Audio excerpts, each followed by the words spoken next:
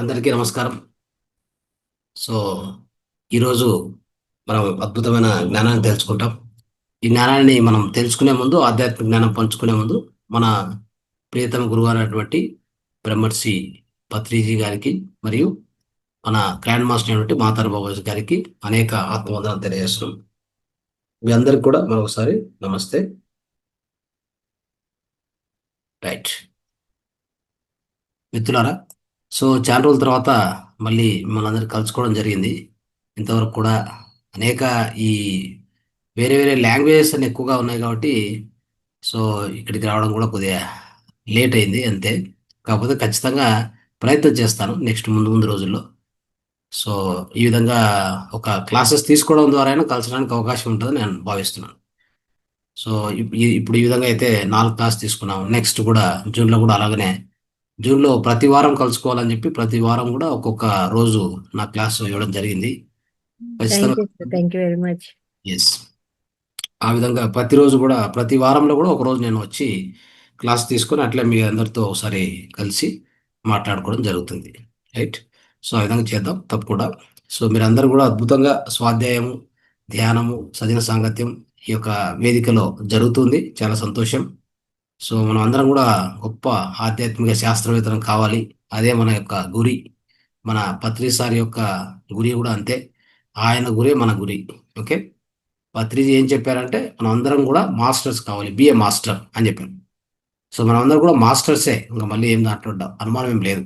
అయితే ఆ మాస్టర్లో ఉన్న లక్షణాలు ఏమైనా కొన్ని లోపాలు ఉంటే అవి సరిదిద్దుకోవడం, ఈ యొక్క ధ్యానము, స్వాధ్యాయం, సజన సాంగత్యం, మన పిరమిడ్ శక్తిని ఉపయోగించుకోవడం, శాకాహారాన్ని, సాత్వికారాన్ని ఉపయోగించుకోవడం, ఇవి చేస్తూ ఉంటే ఆటోమేటిక్గా ఆ మాస్టర్ యొక్క లక్షణాలు ఏవి తగ్గకుండా మన జీవితాన్ని ఆనందంగా సాగించవచ్చు. సో అదే మన పత్రిసారి చెప్పింది. మనం తూచా తప్పకుండా అది పాటిస్తున్నాం ఈ వేదికలో. సో దాంతో పాటు సార్ ఇచ్చినటువంటి అన్నిటినీ పాటిస్తూనే మళ్ళీ సమగ్ర జీవన శైలిలో కొన్ని ఎక్కువగా చేర్చాం. ఎందుకంటే మనకు జ్ఞానం అనంతం. ఈ యొక్క సనాతన ధర్మం అనేది అనంతమైన సాగరం లాంటిది. దాంట్లో ఎంత వీలవుతే అంత మనం నీరు తీసుకోవాలి. ఓకే. సార్ ఇచ్చారు ఆధ్యాత్మిక గురువు, ఆధ్యాత్మిక జ్ఞానం కంప్లీట్గా ఇచ్చారు. ఇంకా మరి ఆయన ఇచ్చిన తర్వాత ఇంకా ఎక్కడ ఎతికే అవసరం లేదు. ఎందుకంటే అంత అద్భుతమైన అనంతమైన జ్ఞానాన్ని మనకి పంచారు. తర్వాత మనకి ఎంతో మంది మాస్టర్స్ పరిచయం చేశారు. ఓషోలజీస్ కావచ్చు, రమణ మహర్షి కావచ్చు, రామకృష్ణ పరమహంస, ఇట్లా ఎంతమంది మాస్టర్స్ అంటే ఈ ఒక విధంగా లెడ్ బీటర్ అని, ఈ యొక్క థియోసాఫికల్ సొసైటీ, ఓషోలజినెస్, ఎంతమంది మాస్టర్స్ను వాళ్ళంతా మనం పేర్లు ఈ సొసైటీలో లేకపోతే ఎక్కడ వేరే చోట ఎక్కడున్నా వినలేం మనం. అక్కడెక్కడ కూడా ఇట్లా వేరే మాస్టర్స్ బుక్ చదవండి అని ఎవరు చెప్పరు. ఎందుకంటే వాళ్ళ బుక్స్ ఉంటాయి, అవే చదవండి, అవే నేర్చుకోండి అనే విధంగా ఉంటుంది. మీరు కావాలంటే శోధించి రావచ్చు, ఇంకా వేరే వేరే సంస్థలకు పోయి శోధించుకొని రావచ్చు. సో ఆల్రెడీ అది జరిగింది, నేను అని చూశాను కూడా. కాబట్టి అంత అద్భుతమైన ఈ యొక్క ఈ యొక్క పిఎస్ఎస్ఎం నిర్మించి దాంట్లో మనం భాగంగా మాతార్ ఫౌండేషన్ ద్వారా మనం ఇవన్నీ అందరికీ అందించడం జరుగుతుంది. ధ్యానం అంత మిత్రులందరికీ కూడా అందించడం జరుగుతుంది. సో ఇది నిరంతరం సాగుతుంది ఈ వేదికలో కూడా. దాంతోపాటు మనం ఏం చేసామంటే ఈ సాత్విక ఆహారాన్ని ఇంకా ఎక్కువ అర్థం చేసుకోవాలి. అదేవిధంగా అనేక చికిత్స విధానాలు ఉన్నాయి. సో వాటన్నింటిని కూడా ఉపయోగించుకోవాలి. ఎందుకంటే దేహానికి వచ్చిన చిన్న చిన్న జబ్బులకు కూడా మనం ధ్యానాన్ని వాడుకోవాలనే కండిషన్ ఏం లేదు. సార్ కూడా ఒకసారి కొన్ని చోట్ల చెప్పారు. సార్ కూడా ఏం చెప్పారంటే ధ్యాన శక్తిని వాడుకోవాల్సింది ఆత్మ సాక్షాత్కారం కోసం వాడండి. మీ యొక్క ఆధ్యాత్మిక పురోగతి, ఆత్మ ఉన్నతి కోసం వాడండి. అంతేగాని ధ్యానంలో వచ్చిన శక్తిని ప్రతిసారి తలనొప్పికి, కాలు నొప్పికి, చేయి నొప్పికి ఇట్లన్నిటికి వాడుతూ ఉంటే ఇక ఎప్పుడు మనము ఆ, లోపలికి వెళ్తాము. మనం చూడవలసింది ఏంటి, మనం లోపల తెలుసుకోవాల్సిన విషయాలు ఎన్ని ఉన్నాయి, మనం చూడవలసినటివి, చేయవలసినటివి, ఆ లోపల చేయవలసిన ప్రయాణం అంతా కూడా డిస్టర్బ్ అవుతుంది అనమాట. ఎందుకంటే మీకు ఆ చిన్న చిన్న నొప్పులకే మీరు ప్రతిసారి ఆ శక్తిని వాడుకుంటే ఆ శక్తి మళ్ళీ సంపాదించుకోవాలి కదా, మళ్ళీ దానిలో కూర్చుంటారు. మళ్ళీ ఆహారం సరిగా ఉండదు, మళ్ళీ రోగాలు వస్తాయి. ఇది ఎట్లయిపోయిందంటే రిపీట్ అయిపోతా ఉంది. అది చేయకుండా ఈ వేదికలో కొంత మనం దాని మీద అవగాహన తీసుకురావడం ప్రయత్నం చేశాం. ఇప్పటివరకు కూడా మీకు అందరికి కూడా అర్థమై ఉంటుంది సాత్వికారం అంటే ఏంటి. మనం ఏదైనా చికిత్సలు చేసుకోవాలంటే ఒక ముద్ర చికిత్స చేసుకోండి, ఆకు ప్రెజర్ చేసుకోండి కదా. ఆ విధంగా మూత్ర చికిత్స చేసుకోండి. ఇలా అనేక రకాల చికిత్సలు ఉన్నాయి మన దగ్గర. చాలా మర్మ చికిత్స చేసుకుంటే ఎలాంటి కొంతమంది స్టక్ అయిపోయింటారు. అంటే ఎక్కడ ఈ నరాలు కానీ, ఈ యొక్క ఎముకలు కానీ ఎక్కడో చోట పట్టుకునేసి అది 3 నెలలు, 4 నెలలు ధ్యానం చేసినా పోదు. అలాంటి పరిస్థితుల్లో ఉన్నప్పుడు పోతే అల్లోపతి దగ్గర పోతారు. Orthopedic doctor. అది వేస్టు. అక్కడ ఏదో ఒకటి చేసి వాళ్ళు మిమ్మల్ని మీ శరీరాన్ని నాశనం చేస్తారు. కాబట్టి ఏం ఆప్షన్స్ ఉన్నాయంటే మనం ఇక్కడ చెప్పాం. మర్మ థెరపీకెళ్ళండి, ఆక్యుప్రెషర్‌కెళ్ళండి, ఆక్యుపంక్చర్‌కెళ్ళండి. ఇట్లా వాటికి. వాటి ద్వారా పరిష్కరించుకొని మన దేహంలో ఉన్న ప్రాణశక్తిని అనవసరంగా వేస్ట్ చేయొద్దని చెప్తున్నాం. దేహంలో ప్రాణశక్తి ఎలాంటిదంటే అదొక బంగారు కంటే విలువైనది. ఈ విషయాన్ని మనం అర్థం చేసుకోవాలి. టార్కమ్ షెరిడన్ ఆ బుక్స్ చదివితే మీకు తెలుస్తుంది. ప్రాణశక్తి యొక్క విలువ ఏంటి అనేది. ప్రాణశక్తి యొక్క విలువ మనం పుట్టినప్పటి నుంచి మళ్ళీ మనం ఈ భూమిని వదిలిపోయే వరకు నిరంతరం ఈ విశ్వంలో ఉన్నదే ప్రాణశక్తి. ఆ ప్రాణశక్తి ఇంట, బయట, ఒంట అన్ని చోట్ల ఉండేదే ప్రాణశక్తి. ఆ ప్రాణశక్తి మనం వాడుకోలేని పరిస్థితిలో ఉన్నాం. సరైన రీతిలో వాడుకోవట్లేదు. అందుకే ఇన్ని కష్టాలు, దుఃఖాలు, రోగాలు, అన్ని రకాల జబ్బులు మనం ఇక్కడ భరిస్తున్నామంటే కారణం ప్రాణశక్తిని వాడుకునే ఆ యొక్క అవకాశం గానీ, ఆ యొక్క తెలివి గానీ, అలాంటి అలాంటి సాధనలు గానీ మనం ఎవరు చేయట్లేదు. అయితే ఇక్కడ ధ్యానంలోకి వచ్చాం కాబట్టి ఇప్పుడు చేస్తున్నాం మనం. కానీ బయటున్న వాళ్ళు ఇక్కడ ఒక 5% ఉంటే 95% వాళ్ళ పరిస్థితి ఏంటి? ప్రాణశక్తిని ప్రతిరోజు కోల్పోవడమే. ఇక పెంచుకోవడం కాదు కదా! కోల్పోవడమే. పుట్టినప్పుడు ఎంతో ప్రాణశక్తి తీసుకొని వస్తాము. కదా! తల్లి గర్భం నుంచి బయటకొచ్చినప్పుడు. ఆ ప్రాణశక్తి పోతూ, పోతూ, పోతూ, పోతూ తగ్గుతూనే పోతది. అది మన పరిస్థితి. అందుకే మన యొక్క ఆయుస్సు కూడా క్షీణిస్తూ వస్తుంది చూడండి. కానీ ప్రాణశక్తిని ఎవరైతే కాపాడుకుంటారో గుర్తుపెట్టుకోండి. యోగులంతా కూడా ప్రాణశక్తిని పెంచుకుంటూ పోతారు కాబట్టి వాళ్ళ వాళ్ళు చిరంజీవులుగా ఉండడానికి కూడా అవకాశం ఉంది. అంటే 150 సంవత్సరాలు, 200 సంవత్సరాలు, 500 సంవత్సరాలు అలాంటి యోగులు ఎంతోమంది ఉన్నారు. ఎలా వచ్చింది ఆ ఏజ్ వాళ్ళకి అంటే, వాళ్ళు ఉన్న ప్రాణశక్తిని కాపాడుకున్నారు. ఉన్న ప్రాణశక్తి పెంచుకుంటూ ఎళ్లారు. అప్పుడేమవుతుంది ప్రాణశక్తి పెంచుకున్నప్పుడు మన లోపల ఈ జీవ కణాలుంటాయి. దాన్నేమంటారు? సెల్స్ అంటాం కదా! ఈ యొక్క ఈ జీవ కణాలు ఏం చేస్తాయంటే, ఈ యొక్క ప్రాణశక్తి హెచ్చుగా ఉన్నప్పుడు అవి వాటికి ఏజ్ రాదు. జీవ కణాల లోపల ఏముంటది? మామూలుగా ఒక ప్రతి కణం లోపల క్రోమోజోములుంటాయి. క్రోమోజోమ్ లోపల ఏముంటాయి? డీఎన్ఏ ఉంటది. డీఎన్ఏ లోపల ఏముంటది? టెలిమోర్ అని ఒకటుంటది. టెలిమోర్ అనే పదార్థం ఉంటది. టెలిమోర్ పదార్థం అనేది అంటే పొడవుగా ఉంటే వాళ్ళకు ఆయుష్ ఎక్కువ. అది షార్ట్ అయిందంటే ఆయుష్ తక్కువ. ఇది ఎలా మారుతుంది అంటే జన్యు జన్యు మార్పు కూడా ఎలా జరుగుతుందంటే మన ప్రాణశక్తి అత్యధికంగా మనలో ఉంటే ఆ టెలిమోర్ ఎప్పుడు లాంగ్‌గానే ఉంటది. అందుకే వాళ్ళు చిరంజీవులుగా ఇప్పుడు చిరంజీవులుగా బతికే అవకాశం భూమి మీద ఉంది. అయితే ఆ పరిజ్ఞానాన్ని ముందుకు తీసుకెళ్ళలేదు ఎవరు గూడా. ఏ శాస్త్రవేత్తలు కూడా దాన్ని ముట్టుకోలేదు. లిండా గుడ్మెన్ చెప్పి వదిలేశారు. లిండా గుడ్మెన్ 300 సంవత్సరాలు ఉండి ఆమె ఎళ్ళిపోయారని చెప్తారు. ప్రతిసారి చెప్పారు. చిరంజీవత్వం అని బుక్ రాశారు సారు. సో, దాన్నొచ్చేసి 'స్టార్ సైన్స్' అనే బుక్ నుంచి తీసుకొని అనువాదం చేసి కొంతవరకు దాంట్లో రాశారు. చిరంజీవత్వం. నాకు చెప్పారు క్లియర్‌గా. లిండా గుడ్మెన్ గారు 300 సంవత్సరాలు భూమి మీద బతికారు. తర్వాత వెళ్లారు. ఎలా సాధ్యమవుతుంది ఇదంతా? ఇదంతా సాధ్యమయ్యేది ధ్యానం ద్వారా ఒకటే కాదు. ధ్యానం ద్వారా వచ్చే ప్రాణశక్తి, ఇంకా అదే గాకుండా మౌనంగా ఉండడం, ఎలాంటి నెగెటివ్ ఆలోచన చేయకుండా ఉండడం, ఎవరిని ద్వేషించకుండా ఉండడం, అందరిని ప్రేమించడం, ఇలాంటివన్నీ చేస్తూ, చేస్తూ, చేస్తూ పోవాలి. అదే కాకుండా తినే ఆహారం మితంగా ఉండడం. రోజుకొక్కసారి తినడం. అర్థమైందా? రోజుకి మధ్యాహ్నం తినండి లేదా పొద్దున తినండి అంతే. రాత్రి నో ఫుడ్. Only water. హ్మ్. ఇలా ఈ విధంగా చేస్తే మీ ప్రాణశక్తి మీరు కాపాడుకుంటే మీరు చిరంజీవత్వం పొందవచ్చు. ఇంకా 3 జనరేషన్‌లు గూడా మీరు చూడవచ్చు. ఈ జనరేషన్‌లో అంటే ఒక 50 సంవత్సరాలు మీరు ఒక ఇంజినీర్‌గా పనిచేసుంటే, ఇంకో 50 సంవత్సరాలు మ్యూజిషియన్‌గా చేసుకోవచ్చు. ఇంకో 50 సంవత్సరాలు పెయింటర్‌గా, ఇంకో 50 సంవత్సరాలు మీకు ఏం కావాలో ఆ వృత్తి చేసుకుంటూ అలాగ 300 సంవత్సరాలు గూడా గడిపినటువంటి వాళ్ళు ఎంతోమంది యోగులు ఉన్నారు. అర్థమైందా? సో, ఇది ఒక సెపరేట్ సబ్జెక్ట్ మళ్ళీ చెప్పుకుందాం. అయితే ఈరోజు ఇవన్నీ మనం ఇలాంటి అనేక విషయాలున్నాయి. మనం చర్చిస్తూ పోతే ఇంకా అది చాలా లెంగ్త్‌గా వెళ్తది. సో, ఈరోజు ఈ కార్యక్రమంలో మనం చెప్పుకోబోయేది స్వర విజ్ఞానం. ఓకే. మిత్రులారా, స్వర విజ్ఞానం అనేటువంటిది ఇది అద్భుతమైనటువంటి విజ్ఞానం. ఓకే. ఈ స్వర విజ్ఞానము అనేసరికి మనకు ఎలా దీన్ని ఉపయోగించుకోవాలి, ఏంటి అసలు దీని గురించి దీన్ని ఎందుకు తెలుసుకోవాలి, దీనివల్ల ఉపయోగాలు ఏంటి, దీన్ని ఎవరు పాటించేవాళ్ళు, ఇవన్నీ మనం తెలుసుకుంటూ పోతాం. ఇక్కడ ఏంటంటే ఈ స్వర విజ్ఞానం అనే ఈ బుక్కు మనకు ఈ స్వర విజ్ఞానం అటువంటి ఇది కూడా ప్రథమంగా మనకు మన ఆంధ్రప్రదేశ్లో ఎస్పెషల్లీ చెప్పాలంటే వీర బ్రహ్మేంద్ర స్వామి దీంట్లో నిష్ణాతులు. అదేవిధంగా యోగి వేమన కూడా నిష్ణాతులు అని చెప్పాలి. సో వీళ్ళిద్దరూ కూడా ఎలాగంటే వాళ్ళు ప్రతి ఒక్కటి కూడా అంటే కాలజ్ఞానం రాసేవాళ్ళు. అంటే ఏంటి జరగబోయేది, జరిగిపోయినట్టు కావచ్చు, జరగబోయేటివి కావచ్చు. అది ఇంకొక సంవత్సరము, లేకపోతే ఇంకొక 100 సంవత్సరాలు, ఇంకొక 500 సంవత్సరాల్లో జరగబోయేటివి కూడా రాసేస్తారు. సో ఇది కాలజ్ఞానం రాస్తూ ఉంటారు. అంటే భూత భవిష్యత్తు ప్రతి ఒక్కటి తెలుస్తుందనమాట ఈ స్వర విజ్ఞానం ద్వారా. దీంట్లో నిష్ణాతులు వీళ్ళు. అయితే వీళ్ళ పారంపరికలో వీర బ్రహ్మేంద్ర స్వామి అందించిన జ్ఞానమే ఇది మనం ఈరోజు చెప్పుకుంటాం జ్ఞానం కూడా. ఓకే.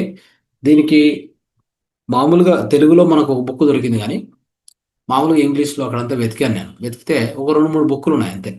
స్వర యోగ అని చెప్తారు. దాని మీద స్వామి శివానంద రాశారు. స్వరయోగ అని చెప్పించి ఇంకొక యోగి రాశారు. ఈ 2 దొరుకుతాయి మీకు. ఇంగ్లీష్లో దొరుకుతాయి. ఓకే.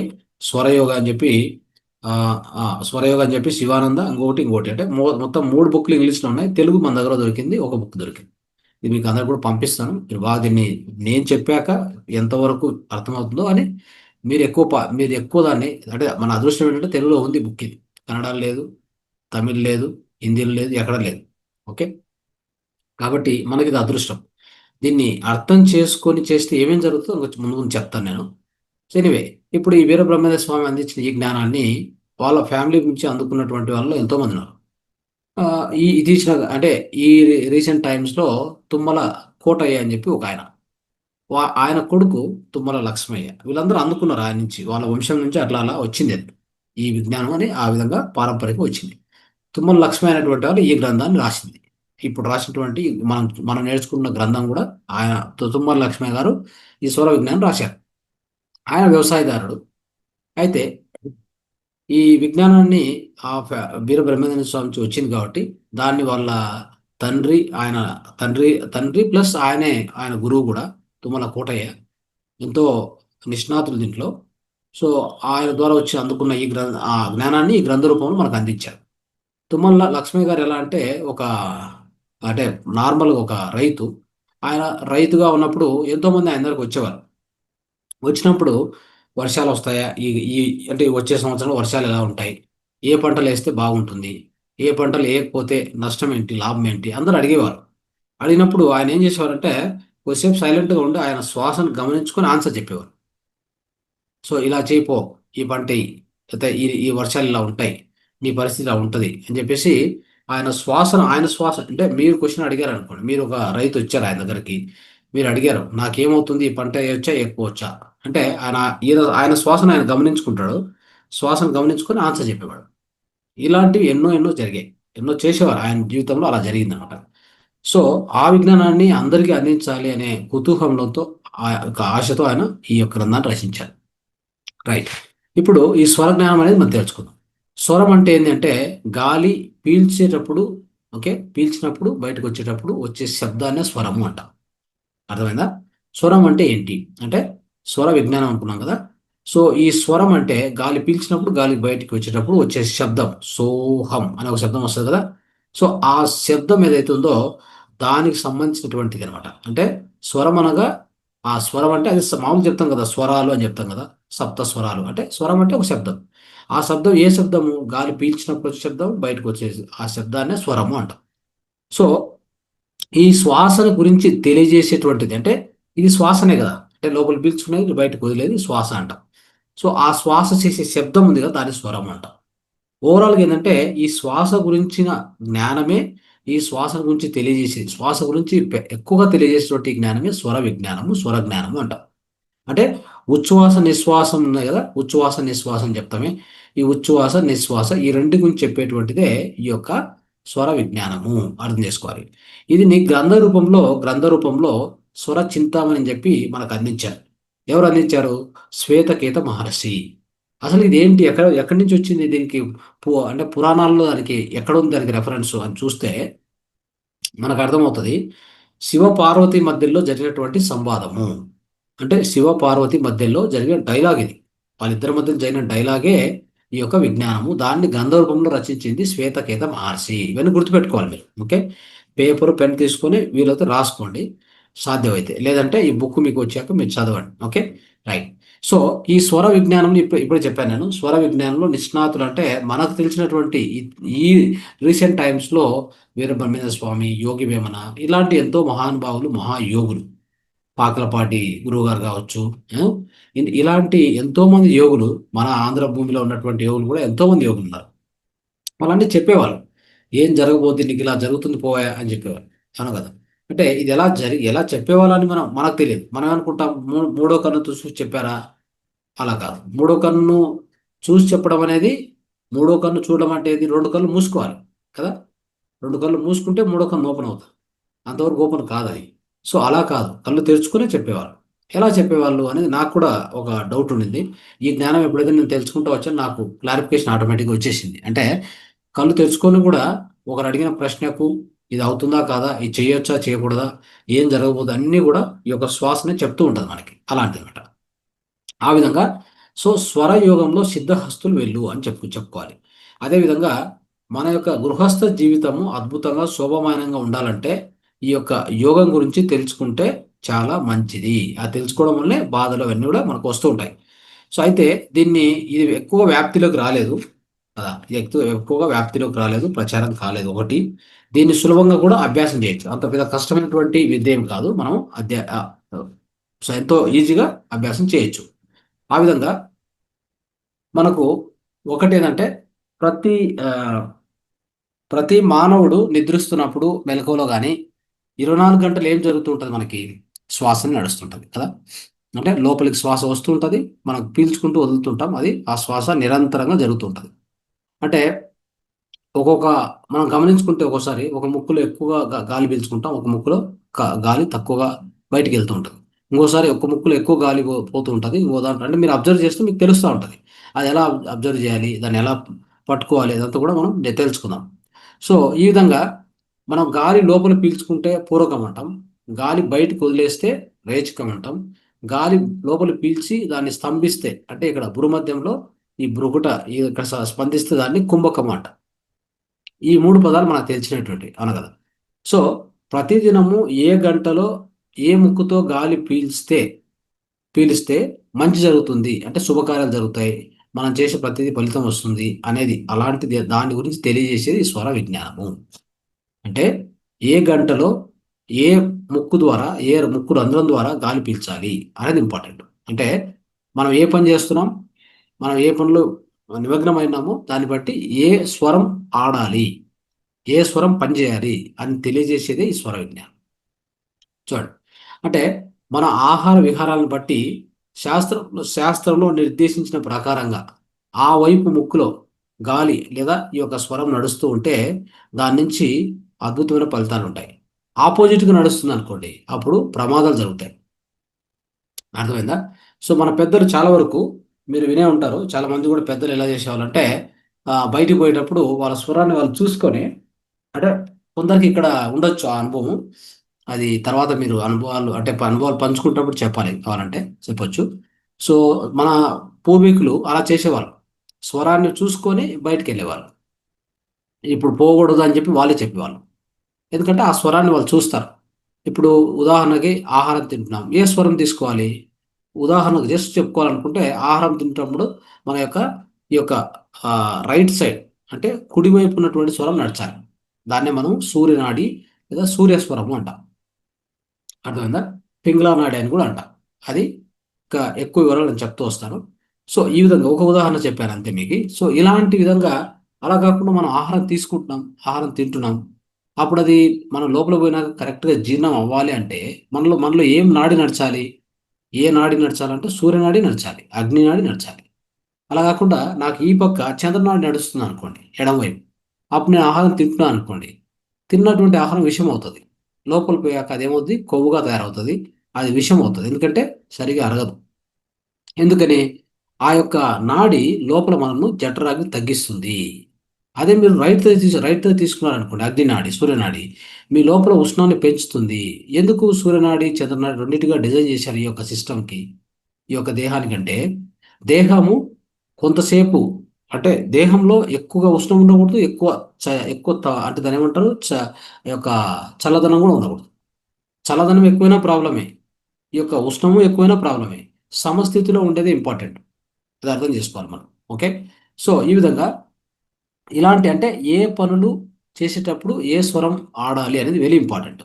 ఆ పనులకు వ్యతిరేకంగా వ్యతిరేక స్వరంలో అంటే వ్యతిరేక స్వరం ఉన్నప్పుడు మనం పని చేస్తే దానికి ఖచ్చితంగా ఆ యొక్క శాస్త్రం అగ్నెస్ట్ అవుతుంది. అప్పుడు మనం చేసిన పని కూడా సక్సెస్ కాదు, ఫెయిల్ అవుతాం. అది గుర్తుపెట్టుకోవాలి.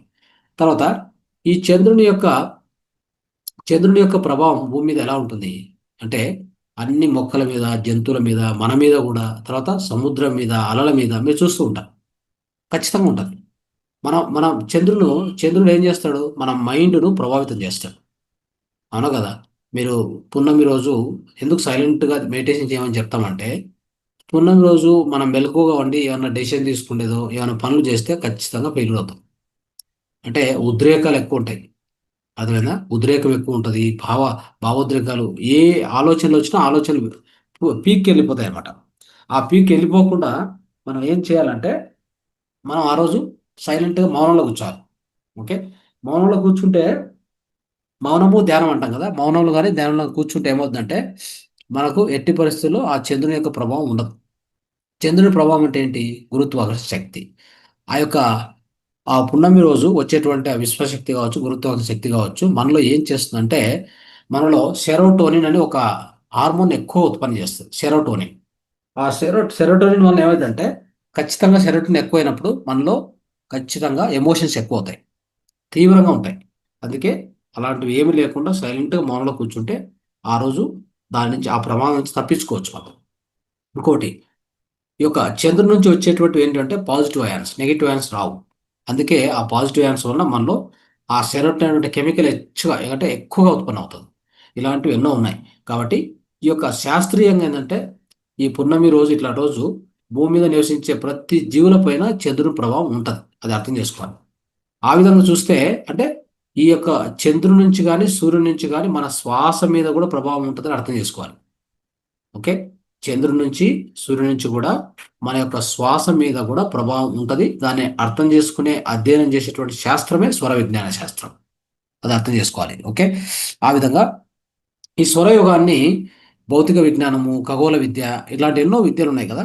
సో వీటితో పాటు, వీటితో చేర్చుకొని మనోవిజ్ఞానము, వీటిని సమన్వయంగా మనం దర్శించవచ్చు. సో దీని గురించి భగవాన్ శంకర్లు కూడా అద్భుతంగా దీని గురించి చెప్పారు. ఓకే. ఎలా చెప్పారంటే, ఒక పద్యం ద్వారా చెప్పారు, అది నేర్చుకుందాం. ఏ మనుష్యుడు కూడా చంద్ర సూర్య స్వరాలను చక్కగా ఎల్లప్పుడూ అభ్యాసం చేస్తాడో వారికి పరోక్ష జ్ఞానం హస్తగతమవుతుంది అనగా గుప్త విషయాలు తెలిసి వస్తాయని చెప్పాడు. అంటే ఎవరైతే ఈ స్వర విజ్ఞానాన్ని, ఈ అంటే మనకు నడిచేటువంటి రెండు స్వరాలు ఉన్నాయి, ఇంకో మూడో స్వరం కూడా ఉంది, చెప్తాను. సో ఈ స్వర యొక్క విజ్ఞానం, మన సూర్య చంద్ర స్వరాలు ఎలా నడుస్తున్నాయో వాటిని అభ్యాసం నిరంతరం అభ్యాసం చేస్తే, ఏ ఏ ఎప్పుడు ఏ స్వరం నడచాలి, ఏ స్వరం నడచకూడదు, స్వరాన్ని ఎలా మార్చుకోవాలి, ఆ, ఉన్న స్వరాన్ని ఎలా మార్చుకోవాలి, ఆ, ఇలాంటివన్నీ స్వరాన్ని ఎలా గమనించాలి, ఈ విధంగా ఈ సూర్య చంద్ర ఈ స్వరముల మీద ఎవరైతే అభ్యాసం నిరంతరం చేస్తూ ఉంటారో వాళ్ళకి అనేక గుప్త విషయాలు తెలిసి వస్తాయి, అంటే రహస్యాలు తెలిసి వస్తాయి. ఈ యొక్క ఈ విశ్వంలో నడుస్తున్నటువంటి అన్ని రహస్యాలు కూడా మనకు కూడా అర్థమవుతాయి. అందుకే చెప్పాం కదా, ఈ సూర్య చంద్ర స్వరం మీద ఎవరైతే అత్యంత పాండిత్యం, అంటే అత్యంత విజ్ఞానం సాధిస్తారో, అభ్యాసం చేస్తారో వాళ్ళు కాలజ్ఞానులు అవుతారు. అంటే కాలజ్ఞానం రచించేంత స్థితికి వెళ్తారు. మృత్యు ఎప్పుడు వస్తుందని చెప్పేటువంటి స్థితి కూడా వాళ్ళకి తెలుస్తుంది.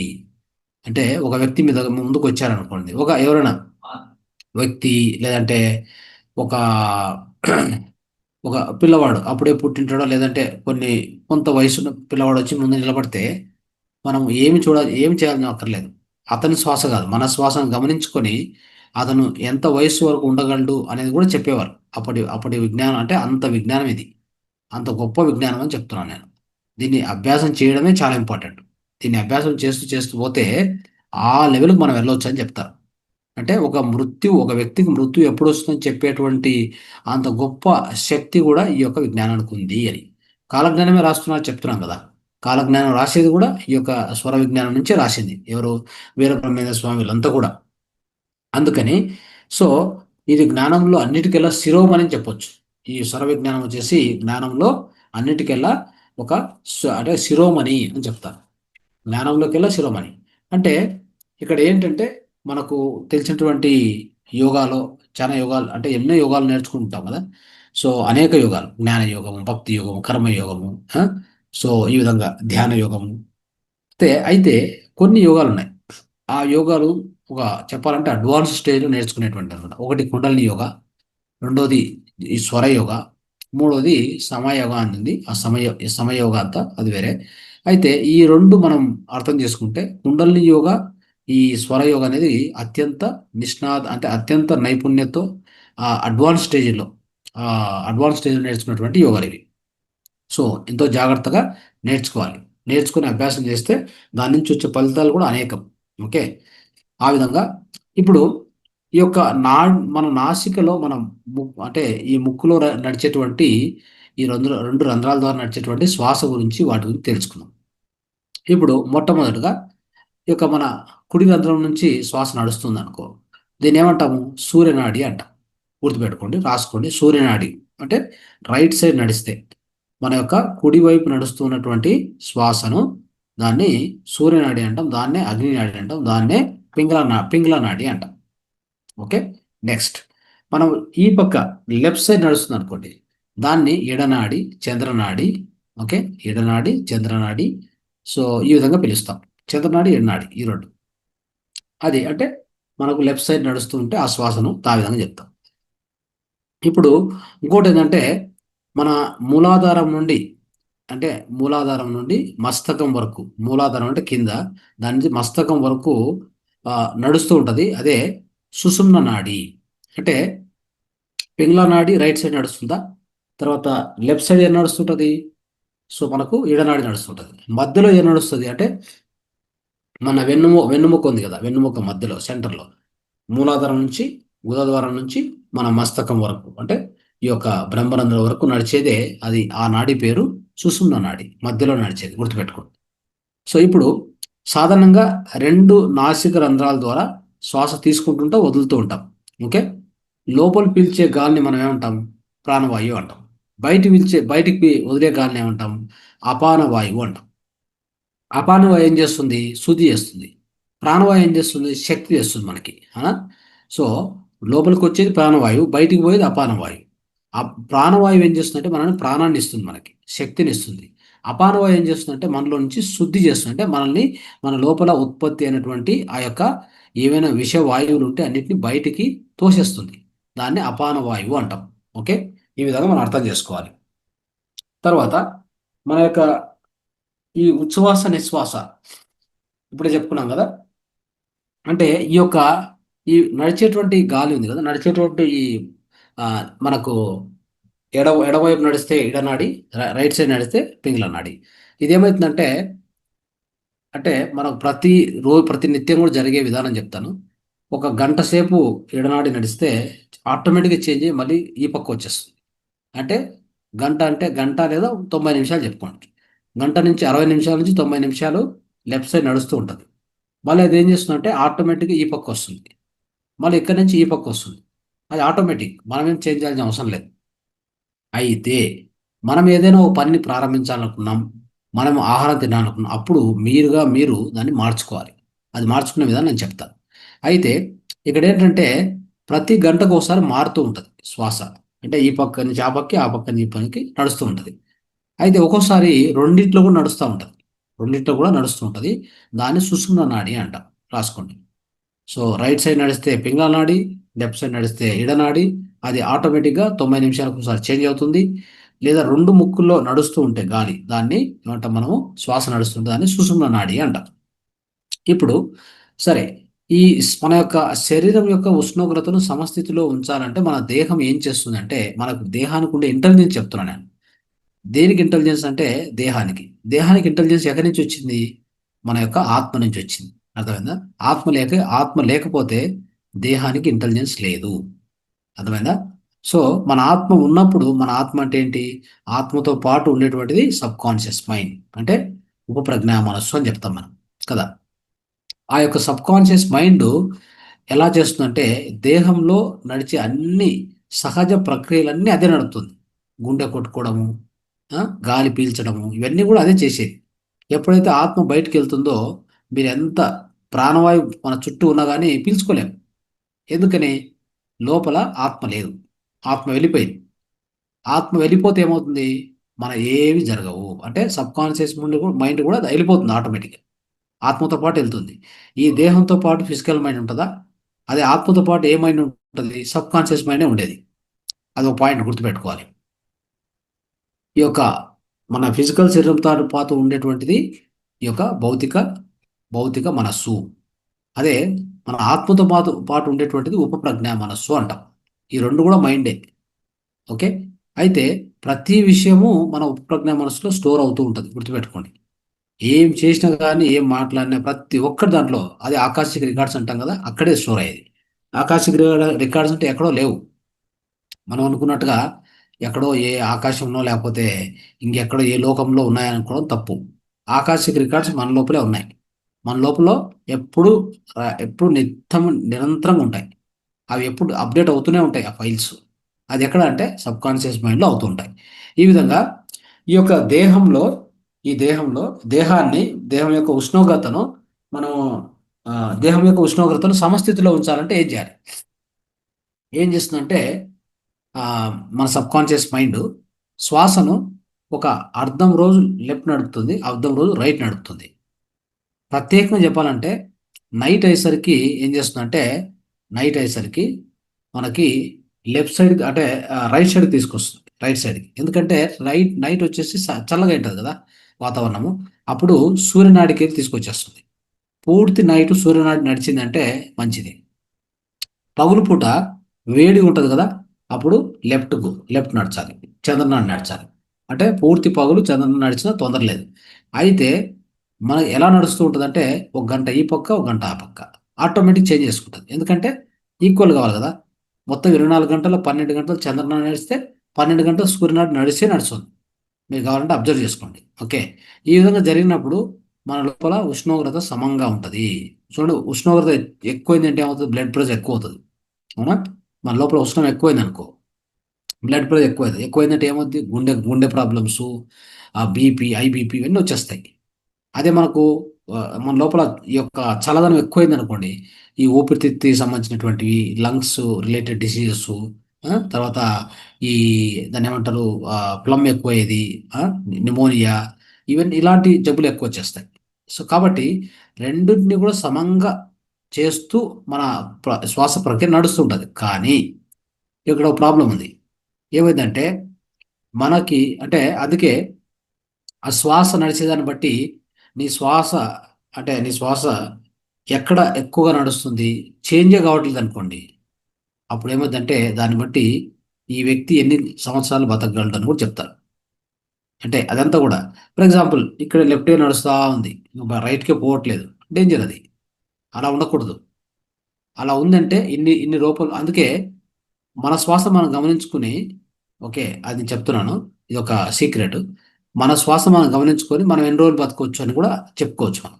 అందుకే మన యోగులు వాళ్ళు ఏం చేసేవాళ్ళంటే సుభాష్ పత్రి గురువు గారు అయినటువంటి మన ఆది గురువు అయినటువంటి సదానందగిరి, సదానంద యోగి గారు ఏం చేశారంటే 6 నెలల ముందే, నాయన నేను ఈ పలానా రోజు, ఓకే పలానా రోజు నేను అంటే నేను ఈ దేహాన్ని వదిలిపెడతానని చెప్పేశారు. ఎలా చెప్పారు అనేది మనం అర్థం చేసుకోవాలి. అది ఎలా సాధ్యమవుతుందంటే ఆయన శ్వాసను గమనించుకున్నప్పుడు ఆయనకు తెలిసిపోద్ది ఎంత ఎంతవరకు ఎంతవరకు నేను ఉంటాను ఈ భూమి మీద అనేది కూడా ఆయనకి అర్థమవుతుంది. అదే స్వర విజ్ఞానం అంటే. ఓకే, వీళ్ళందరూ కూడా స్వర విజ్ఞానంలో ఎక్స్పర్ట్స్, అందరు యోగులు కూడా. సో మనం కూడా ఆ దారిలో ఉన్నాం, ఖచ్చితంగా సాధించాలి. సో ఈ విధంగా ప్రతి ప్రతి ఒక్కరు కూడా తెలుసుకోవచ్చు అనమాట. ఆ శ్వాస అది మారుతూ ఉండాలి, మారకపోతే సంథింగ్ రాంగ్. సో ఎన్ని రోజులు మారలేదు? ఒక నెల మారలేదా? 15 రోజులు కంటిన్యూ నడిచిందా? లేదా ఒక నెల కంటిన్యూ నడిచిందా? ఒక సంవత్సరం కంటిన్యూ నడిచిందా? దాన్ని బట్టి మీరు ఎన్ని రోజులు బతకగలని కూడా మనం చెప్పొచ్చు. ఎన్ని రోజులు మనం జీవిస్తామని కూడా మనకే తెలుస్తుంది. అదనమాట. సరే, ఇక్కడ సంధ్యా సమయంలో ఏం జరుగుతుందో చూద్దాం. మామూలుగా చెప్పాను కదా, ఒక అర్ధం రోజు ఇది, అర్ధం రోజు అది, ఒక 1 అవర్కి ఒకసారి చేంజ్ అవుతుంది. కానీ సంధ్యా సమయంలో ఉదయం సాయంత్రం వాతావరణం ఎలా ఉంటుంది? సమస్థితిలో ఉంటుంది. అంటే ఫర్ ఎగ్జాంపుల్, సంధ్యా సమయం అంటే పొద్దున్నే 6 గంటలకు, సాయంత్రం 6 గంటలకు తీసుకున్నాం. అప్పుడు ఎలా ఉంటుంది వాతావరణం? సమస్థితిలో ఉంటుంది. సమస్థితి. సమస్థితి అంటే ఎక్కువ వేడి ఉండదు, ఎక్కువ చలి ఉండదు. ఆ స్థితిలో ఏమవుతుందంటే 2 రంధ్రాల ద్వారా పనిచేస్తుంది. అప్పుడు బ్యాలెన్స్ చేయాల్సిన అవసరం లే. అంటే వేడి ఎక్కువ అక్కర్లేదు, చలి ఎక్కువ అక్కర్లేదు. అప్పుడు సమస్థితిలో ఉన్నప్పుడు 2 రంధ్రాల ద్వారా గాలి ప్రవహిస్తూ ఉంటుంది. దాన్ని మనం సుషుమ్న నాడి అంటాం. అర్థమైందా? సో, దాన్ని బట్టి బ్రహ్మ ముహూర్తంలో విశిష్టం ఏమయ్యా అంటే, బ్రహ్మముహూర్తం సమయంలో తెల్లవారుజామున మనకు 4-5:30 ఆ టైం అనుకుందాం. ఎక్కువ ప్రాణవాయువు ఉంటది. ఆ టైంలో మనము సుషుమ్నా నాడి వర్క్ చేస్తుంటది. సో, ఆ టైంలో సాధ్యమైనంత వరకు మనం ధ్యానంలో లేదా యోగా, ప్రాణాయామం ఇట్లా చేస్తూ ఉంటే ఆ ప్రాణవాయువు ఎక్కువ తీసుకోవచ్చనమాట. అద్భుతమైనటువంటి సమయం అది. అందుకే ధ్యానము, ప్రాణాయామం ఇలాంటివి సంధ్యా సమయంలో చేయమని చెప్తారు. మంచిది గూడా. ఆ టైంలో ఏమైద్దంటే 2 నాడులు గూడా 2 స్వరాలు పనిచేస్తూ ఉంటాయి. ప్రాణవాయువు అధికంగా ఉంటది. సో, అక్కడ ధ్యానము, యోగం చేయడం మంచిది. ధ్యానము, ప్రాణాయామం చేయడం మంచిది. ఆ స్వరం అంటే సుషుమ్నా నాడి నడిచేటప్పుడు ఇదొక అద్భుతమైన విషయం. దీని ఆ టైంలో ధ్యానము, ప్రాణాయామం చేస్తే మంచిది అని జెప్తారు. సో, ఈ విధంగా మనకేందంటే ఈ యొక్క ఈ ఈ పర్టిక్యులర్ ఈ సుషుమ్న నాడి అనేది ఉంది కదా! ఈ సుషుమ్న నాడి అటువంటిది ఒక అద్భుతమైన విషయం ఇది. ఉదాహరణకు సుషుమ్న నాడి పనిచేసేటప్పుడు ఏం చెప్తారంటే ఇంకోటి, ఏదైనా అంటే ఏదైనా పని చేస్తే గాని, అంటే ఎలాంటి యాక్టివ్‌గా పని చేయడం అట్లాంటివి ఏది చేయకూడదు. ఏది చేసినా ఫెయిల్ అవుతదని చెప్తారు. సుషుమ్న నాడి టైంలో చేయాల్సింది మనం నిశ్చలంగా కూర్చొని ఒక యోగము, ప్రాణాయామం చేసుకుంటే మంచిదని చెప్తూ ఉంటారు. ఇది మనం గుర్తుపెట్టుకోవాలి. సరే. ఈ విధంగా మన యొక్క శ్వాస గతి ఎలా మారుతూ ఉంటదంటే, ఇప్పుడు మనం చెప్పుకున్నట్టుగా సముద్ర అలల పైన సూర్యచంద్ర ప్రభావం ఎలా ఉంటదో, మన శ్వాస మీద గూడా అలాంటి ప్రభావం ఉంటది. ఎలా ప్రభావం చూపిస్తుందంటే, అది దాన్ని అర్థం చేసుకునే ప్రయత్నం చేస్తే, ఇప్పుడు పౌర్ణమి వచ్చింది. పౌర్ణమి తర్వాత పాడ్యమి వస్తది. అక్కడి నుంచి అమావాస్య వరకు మధ్యలో ఏముంటది? ఆ 15 రోజులు ఉంటది. ఆ 15 రోజుల్ని ఏమని చెప్తామంటే కృష్ణపక్షము అంటాం. నెక్స్టు అమావాస్య వచ్చింది. దాని తర్వాత పాడ్యమి. ఆ తర్వాత వచ్చేటువంటి 10 రోజులు ఏమని చెప్తాము అంటే శుక్లపక్షం అని చెప్తాం. ఓకే. ఇప్పుడు ఇక్కడ ఏమవుద్దంటే చంద్రుడు ఆ చంద్రుని ప్రభావం వలన మనకేమవుద్దంటే ఈ శుక్లపక్షంలో శుక్లపక్షం అంటే కృష్ణపక్షం తీసుకోండి. కృష్ణపక్షంలో మొదటి 3 రోజులు ఎలా ఉంటదంటే పూర్తిగా సూర్యనాడి పనిచేస్తూనే ఉంటది. అది మంచిదనమాట. అంటే ఆ విధంగానే చేయాలి కూడా యాక్చువల్‌గా. మరి పోతూ పోతూ మారుతూ వస్తదింక. అంటే కృష్ణపక్షం స్టార్ట్ అయింది. మొదటి 3 రోజులు సూర్యనాడి పనిచేస్తూ ఉంటది. మనం అబ్జర్వ్ చేస్తే అది మనం తెలుసుకుంటాం. మనం తెలుసుకోవచ్చు కూడా. ఆ విధంగా, ఆ విధంగా ఈ చంద్రుడి, సూర్యుని ప్రభావం మన మీద ఆ విధంగా ఉంటది. అది మనం అర్థం చేసుకోవాలి. సో, ఈ విధంగా ఈ మన శరీర, మానసిక స్థితి సరిగ్గా ఉంది అంటే, మన యొక్క ఈ శ్వాస అనేది కరెక్ట్‌గా నడిస్తే, ఈ విధంగా కృష్ణపక్షంలో మొదటి రోజు, 3 రోజులు, తర్వాత అమావాస్య తర్వాత మనం అబ్జర్వ్ చేస్తే మన శ్వాస గతిని ఖచ్చితంగా అది మారి ఉంటదనమాట. మనమే మార్చాల్సిన అవసరం లే. ఇక్కడ ఎక్కడ మన ప్రమేయం ఉండదు. అది ఆటోమేటిక్‌గా మారి శుక్లపక్షం స్టార్ట్ అయినాక అమావాస్య తర్వాత 3 రోజులు కంటిన్యూగా మన చంద్రనాడి పనిచేస్తూ ఉంటది. అంటే ఎడనాడి పనిచేస్తూ ఉంటది. చూడండి. సో, ఈ విధంగా మారుతూ ఈ విధంగా జరుగుతున్నప్పుడు ఖచ్చితంగా అర్థం ఏంటంటే మన శారీరక, మానసిక స్థితి కరెక్ట్‌గా ఉన్నట్టు గుర్తు. లేదంటే మనం అనారోగ్యంగా ఉన్నామని మనం అర్థం చేసుకోవాలి. కాబట్టి శరీరం నిర్వికారంగా ఉన్నప్పుడు ఆనందంగా ఉంటుంది. ఓకే. స్వరశాస్త్రం ఏం చెప్తుందంటే, శిరస్సు నియమపూర్వకంగా మన యొక్క ఈ యొక్క శ్వాస గతి జరిగితే అది శుభదాయకము. అదే విపరీత దిశలో అంటే వ్యతిరేక దిశలో జరిగితే అది అశుభం అని చెప్తారు. స్వరశాస్త్రం ఆ విధంగా చెప్తుంది. కాబట్టి ఈ స్వర ఈ సూర్య చంద్రుల ప్రభావం స్వరాల మీద ఉంటది ఖచ్చితంగా. సూర్యుడి గుణం ఏంటి? ఉష్ణం. చంద్రుడి గుణం ఏంటి? శీతలం. ఆ ఉష్ణంలో ఏమేమి జరుగుతుంది? ఉష్ణం ఉన్నప్పుడు దేహంలో ఎలా ఉంటది? తేజస్సు, శౌర్యము, ఉత్సాహము, బలము ఇట్లాంటివుంటాయి. అట్లాంటి గుణాలొస్తాయి దేహానికి. అదే శీతలంగా ఉన్నప్పుడు ఏమొస్తుంది? స్థిరత్వము, గంభీరత, వివేకము ఇట్లాంటివొస్తాయి. అదెలా అంటే ఫర్ ఎగ్జాంపుల్ మనకి సూర్యస్వరం నడుస్తా ఉన్నాను. అప్పుడు లెఫ్ట్ బ్రెయిన్ యాక్టివేట్‌కొస్తది. అంటే లెఫ్ట్ బ్రెయిన్ స్టార్ట్ అవుద్ది వర్క్ చేయడం. లెఫ్ట్ బ్రెయిన్ ఏం చేస్తుంది? లెఫ్ట్ బ్రెయిన్‌లో ఎప్పుడు గూడా అంటే లాజిక్గా థింక్ చేయడము, యాక్టివ్గా పనులు చేయడము, ఇలాంటివి జరుగుతాయి. ఏదైనా వాదోపవాదాలు ఎవరితోనా మాట్లాడాలనుకున్నా, ఆ, సో ఏదైనా మ్యాథమెటిక్స్ చేసేవాళ్ళు ఇట్లా వీళ్ళందరికీ కూడా ఈ కంప్యూటర్ ఇంజనీర్స్ వీళ్ళంతా ఉంటారు కదా, వీళ్ళందరికీ కూడా లెఫ్ట్ బ్రెయిన్ ఎక్కువ యాక్టివ్గా ఉంటుంది. మనం చూస్తూ ఉంటాము. మనం మామూలుగా చెప్పుకుంటున్నా ఎక్కడో ఎన్నో చోట్ల వినింటాం కూడా. మనకుండే 100% బ్రెయిన్లో ఒక 5% కూడా మనం యూజ్ చేయమని చెప్తా ఉంటారు. ఎలా అంటే 5% కంటే ఎక్కువ యూజ్ చేసే అవకాశం లేదు. అదే 10% ఎవరైతే 5 to 10% ఆల్బర్ట్ ఐన్స్టీన్ యూజ్ చేసినారని చెప్తారు. ఎందుకంటే బ్రెయిన్ పవర్లో అంతకంటే ఎక్కువ యూజ్ చేసినటువంటి అవకాశం ఎవరికి దొరకలేదు. అది ఎస్పెషల్లీ రైట్ బ్రెయిన్ అంటూ, right brain special right brain చాలా తక్కువ పర్సెంటేజ్ మనం వాడుతూ ఉంటాం. సో ఇప్పుడు ఈ స్వరం మనం కరెక్ట్ యూజ్ చేసుకుంటే ఈ అవకాశం మనకు ఉంటుంది. చూడండి, ఈ యొక్క సూర్యస్వరం పనిచేస్తుందంటే ఈ విధంగా మనలో యాక్టివ్నెస్, చురుకుదనము ఇవన్నీ ఎక్కువ అవుతాయి. అదే మనము కొద్దిగా హాయిగా కూర్చొని ఏదన్నా స్వాధ్యాయం చేసుకుందాము, ఎవరైనా చెప్పేది విందాము, తర్వాత ఇలాంటి విషయాలు, తర్వాత ఏదైనా పెయింటింగ్ వేద్దాము. సో అంటే కూర్చొని ఆర్టిస్టిక్గా పెయింటింగ్ వేస్తూ ఉంటాము, ఏదైనా కవితలు రాస్తూ ఉంటాము. ఇలాంటి ఇలాంటి పనులు చేస్తున్నప్పుడు ఏం చేయాలంటే మనం చంద్రనాడికి వెళ్ళాలి. అర్థమైందా? ఇలాంటి గుణాలు ఆ చంద్రనాడికి ఉంటాయి. ఈ చంద్రనాడి పనిచేసినప్పుడు ఏమవుతుంది? రైట్ బ్రెయిన్ యాక్టివ్కి వస్తుంది. అది ఆపోజిట్, గుర్తుపెట్టుకోండి. ఈ ఈ పక్క రైట్ అంటే పింగళనాడి పనిచేస్తే లెఫ్ట్ బ్రెయిన్, ఈ ఇడనాడి పనిచేస్తే ఖచ్చితంగా రైట్ బ్రెయిన్ యాక్టివ్కి వస్తుంది అనమాట. సో దానికోసం మనం ఎలాంటి పరిస్థితుల్లో ఏ నాడిని వాడుకోవాలనేది మనం తెలుసుకోవాలి. అదే ఈ స్వర విజ్ఞానం చెప్పేది మనకు. ఎలా ఏ నాడిని ఎప్పుడు ఉపయోగించుకోవాలి, ఏ సమయంలో ఏ పని చేసేటప్పుడు ఏ నాడి మనలో పని చేస్తూ ఉంటే ఫలితం 100%, లేదంటే వ్యతిరేకం. ఓకే, దీనికోసమే ఈ స్వర విజ్ఞానం మనం ఈరోజు నేర్చుకుంటున్నాం. అది గుర్తుపెట్టుకోవాలి మనం.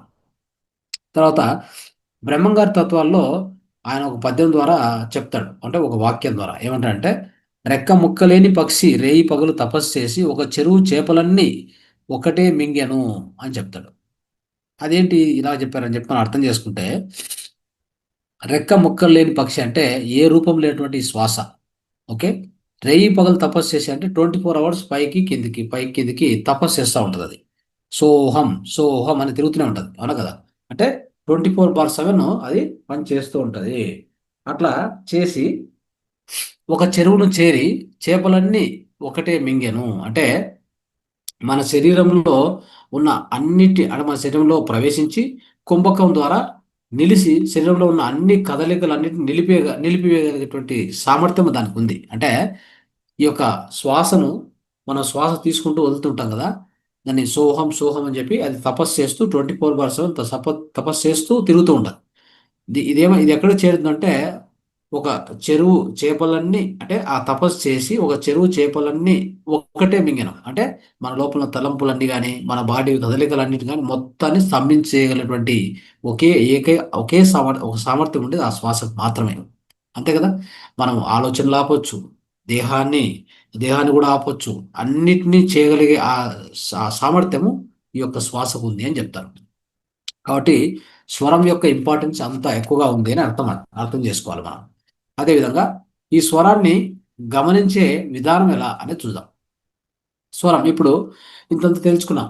సో స్వరం అంటే ఏంటి, ఏ స్వరం దేనికి ఉపయోగపడుతుంది, దేని పింగళనాడి అంటాం, సూర్యనాడి అంటాం, చంద్రనాడి ఇవన్నీ తెలుసుకున్నాం. ఇప్పుడు ఇంకొక ఇంకొక 2 టాపిక్స్ తెలుసుకొని మనం ఈరోజు కార్యక్రమాన్ని ముగిద్దాం. ఇప్పటికే ఐ థింక్ 10:15 అయింది. సో దీంట్లో ఏంటంటే స్వరాన్ని గమనించే పద్ధతి తెలుసుకోవాలి. ఓకే, సో స్వరాన్ని గమనించే పద్ధతి ఏంటంటే, చూడండి, ఇప్పుడు ఈ అరచేయిని ఇట్లా పెట్టాలి, పెట్టుకోవాలి. పెట్టుకొని ఉచ్ఛ్వాసను గట్టిగా చేయండి. ఉచ్ఛ్వాసను గట్టిగా చేయండి. గట్టిగా గట్టిగా చేస్తే మీకు ఏ ముక్కు రంధ్రం నుంచి ఎక్కువగా వస్తుంది, ఏ ముక్కు నుంచి తక్కువ వస్తుంది చూసుకోండి. అది మీ యొక్క స్వరం, ఇప్పుడు నడుస్తున్న స్వరం. ఎలా చెప్పగలరా? ఎస్, ఒక్క నిమిషం చెప్పండి. ఇది ఎడమ ఎడమ ముక్కు నుంచి వస్తుంది సార్. ఎక్కువ చంద్రనాడి నడుస్తుంది మీకు. చంద్రనాడు నుంచి వస్తుంది. చంద్రనాడి నడుస్తుంది. యాక్చువల్గా చంద్రనాడి నైట్ అయ్యేసరికి చంద్రనాడి అంటే ఇంకోసేపు చేంజ్ అవుతుంది. చేంజ్ కాకుంటే ప్రాబ్లం, మీరే చేంజ్ చేసుకోవాలి. మీకు రైట్ సైడ్ నడుస్తుంది సార్. మీకు రైట్ సైడ్ కరెక్ట్, అది సూర్యనాడి కరెక్ట్. నైట్ అంతా కూడా సూర్యనాడి నడిస్తేనే మంచిది. ఎందుకంటే దేహాన్ని వెచ్చగా పెట్టాలి, లేదంటే రోగాలు వస్తాయి. ఓకే, అలాగా. సో మనం అబ్జర్వ్ చేసుకుంటూ ఎక్కువసేపు అదే ఉండిపోయింది అనుకోండి, మార్చుకోండి, తప్పులేదు. మార్చుకోవడానికి ఏంటి పద్ధతి అది నేను చెప్తాను ఎలా మార్చుకోవాలి. Okay, right. సో ఇదొక మెథడ్. ఇంకో మెథడ్ ఏంటంటే, మనము గాలి పీల్చినప్పుడు దేని ద్వారా ఈజీగా పీల్చుకుంటున్నామో దేని ద్వారా ఈజీగా పీల్చుకుంటున్నామో అది వచ్చేసి శూన్యనాడి. ఏదైతే బరువుగా ఉందనుకోండి, ఫర్ ఎగ్జాంపుల్ గాలి అన్నప్పుడు ఒక రంధ్రం ద్వారా బాగా వేగంగా పోతుంది, ఇంకో రంధ్రం కొద్దిగా బరువుగా తీసుకుంటాం అనమాట. అప్పుడు ఒక ఏ దాని ద్వారా ఫ్రీగా వెళ్తుందో అది శూన్యనాడి, అంటే అది పనిచేయట్లేదు. ఏదైతే బరువుగా తీసుకుంటుందో అది వర్కింగ్ నాడి. ఎవరైనా చెప్పగలరా ఆ విధంగా? గాలి పీల్చుకునేటప్పుడు మీకు తెలుస్తుంది ఈ విషయం. కావాలంటే మీరు ఈ బొటనవేలు ద్వారా కొద్దిగా అబ్జర్వ్ చేయొచ్చు. ఇట్లా ఇట్లా ఈ ముక్కును, ఈ యొక్క విష్ణుముద్ర ఇట్లా పెట్టుకొని కూడా ఓ దాంట్లో ఇట్లా తీసుకున్నప్పుడు ఓ దాంట్లో ఫ్రీగా వెళ్తుంది, ఇంకో దాంట్లో బరువుగా లోపలికి వెళ్తుంది అనమాట. ఏదైతే బరువుగా వెళ్తుందో దట్ ఈస్ వర్కింగ్ నాడి. ఓకే, అర్థమైందా? రైట్ సైడ్ బరువుగా వెళ్తుంది సార్. అంటే అప్పుడు మీకు వర్కింగ్ నాడి సూర్యనాడి. Okay, right. సరే, ఇప్పుడు శ్వాసను మార్చుకునే ప్రక్రియ ఏంటి, ఎలా చేద్దాం, ఎలా మార్చుకోవాలి ఈ శ్వాస ప్రక్రియ అని చూద్దాం. సో ఇక్కడ ఏముందంటే, ఉదయం 4 గంటల కంటే ముందు లేచి అప్పుడు స్వరం ఒకసారి గమనించుకుంటే, ఎడమ ముక్కు శ్వాస నడుస్తుంది అనుకోండి, దాన్ని కుడివైపు మార్చుకోవడానికి, ఓకే, కుడివైపు మార్చుకోవడానికి ఎడమ కాలిపై కుడికాలు బొటన వేళ్ళు మోకాలతో వాటితో ఉంచి ఎడమ చేతిని నేలపైన అదిమితే అప్పుడు కూడా మారుతుంది. ఫర్ ఎగ్జాంపుల్ మనం చెక్ చేసుకున్నాం. ఉదాహరణకి ఆ, ఈ ఎడమవైపు నడుస్తుంది అనుకోండి. ఎడమవైపు నడిచేటప్పుడు ఈ చేయి ఉంది కదా, అరచేయి, అంటే కొన్ని మెథడ్స్ చెప్తాను ఇప్పుడు ఎలా మార్చుకోవచ్చు అనేది. ఒక 2-3 మెథడ్స్ ఉన్నాయి. వరుసగా ఒక 3 మెథడ్స్ చెప్తాను, అవి మీరు నోట్ చేసుకోండి. దాన్ని పాటిస్తే చాలు, ఎక్కువగా మనకి ఎలాంటి ఇబ్బంది లేకుండా ఈజీగా మార్చుకోవచ్చు. కూర్చున్నప్పుడు చెప్తాను. కూర్చున్నప్పుడు ఏం చేయాలంటే, ఇలా కూర్చుంటాం కదా, మనం చూశాక ఎడమవైపు నడుస్తుంది కదా, ఎడమ చేతిని కింద పెట్టాలి, భూమి మీద పెట్టి. ఇది ఉంది కదా, దీన్ని ఇక్కడ ఏదైనా వెనక ఒక గోడ కానీ ఏదైనా ఒత్తాలి, గట్టిగా గట్టిగా ఒత్తే అది ఎడమ నుంచి కుడివైపుకి వచ్చేస్తుంది. ఎవరైనా చేయగలరా? అట్లా చేసి చూపించగలరు? కూర్చున్నప్పుడు ఇది, పడుకున్నప్పుడు ఏంటి, నడుస్తున్నప్పుడు ఏంటి, మూడు మూడు విధాలు చెప్తాను. ఫైనల్గా ఇంకొక విధానం కూడా ఉంది, అది చెప్తాను. మీకు అర్థమైందా? మీకు రైట్ సైడ్ నడుస్తుంది అనుకోండి, దాన్ని మార్చాలి లెఫ్ట్కి అనుకుంటే, మనం చేసే పని బట్టి, మనం ఏ పనిలో ఉన్నాం దాన్ని బట్టి. ఓకే, సో ఇప్పుడు ఈ అరచేతిని కింద పెట్టాలి, కుడివైపు, అంటే కుడివైపు పెట్టి గట్టిగా ఒత్తాలి. ఈ భుజాన్ని గట్టిగా ప్రెస్ చేయాలి. ఇక్కడ వెనక మీకు గోడ కానీ అదని గట్టిగా ప్రెస్ చేస్తే ఆటోమేటిక్గా లెఫ్ట్కి వచ్చేస్తుంది. Anybody he's done it? Hand raise చేయండి. ఎవరైనా చేసి ఉంటే చెప్పండి. కొద్ది ఒక 1-2 మినిట్స్ పెట్టాలి, పెడితే మారుతుంది, ఖచ్చితంగా మారుతుంది. ఓకే, తర్వాత ఇంకోటి ఏంటంటే, మీకు మన యోగుల దగ్గర ఈ చంక ఉంది కదా, ఈ చంకలో ఒక ప్రధాన నరం నడుస్తూ ఉంటుంది. యోగులు ఏం చేస్తారంటే, యోగదండం తెలుసా మీకు? యోగదండం చూసారా? సపోర్ట్ గా పెట్టండి, వి ఆకారంలో ఉంటుంది సార్. అదే, ఇది చూడండి, చూసారా అది? అవును సార్, చూస్తాను. ఇప్పుడు లెఫ్ట్ నడుస్తుంది అనుకోండి, లెఫ్ట్ లో ఇట్లా పెట్టుకోవాలి, ఇట్లా. ఓ, ఓకే, మీకు లెఫ్ట్ లో నడుస్తుంది కదా, రైట్కి పోవాలి కదా, అది మీరు లెఫ్ట్ లో ఇట్లా ఒత్తి పెట్టుకోండి. ఇలా పెట్టుకునే వాళ్ళు యోగులు, ఊరికే ఇట్లా పెట్టుకొని కూర్చునేవాళ్ళు. మనకు తెలియదు ఏం చేస్తున్నారు అది.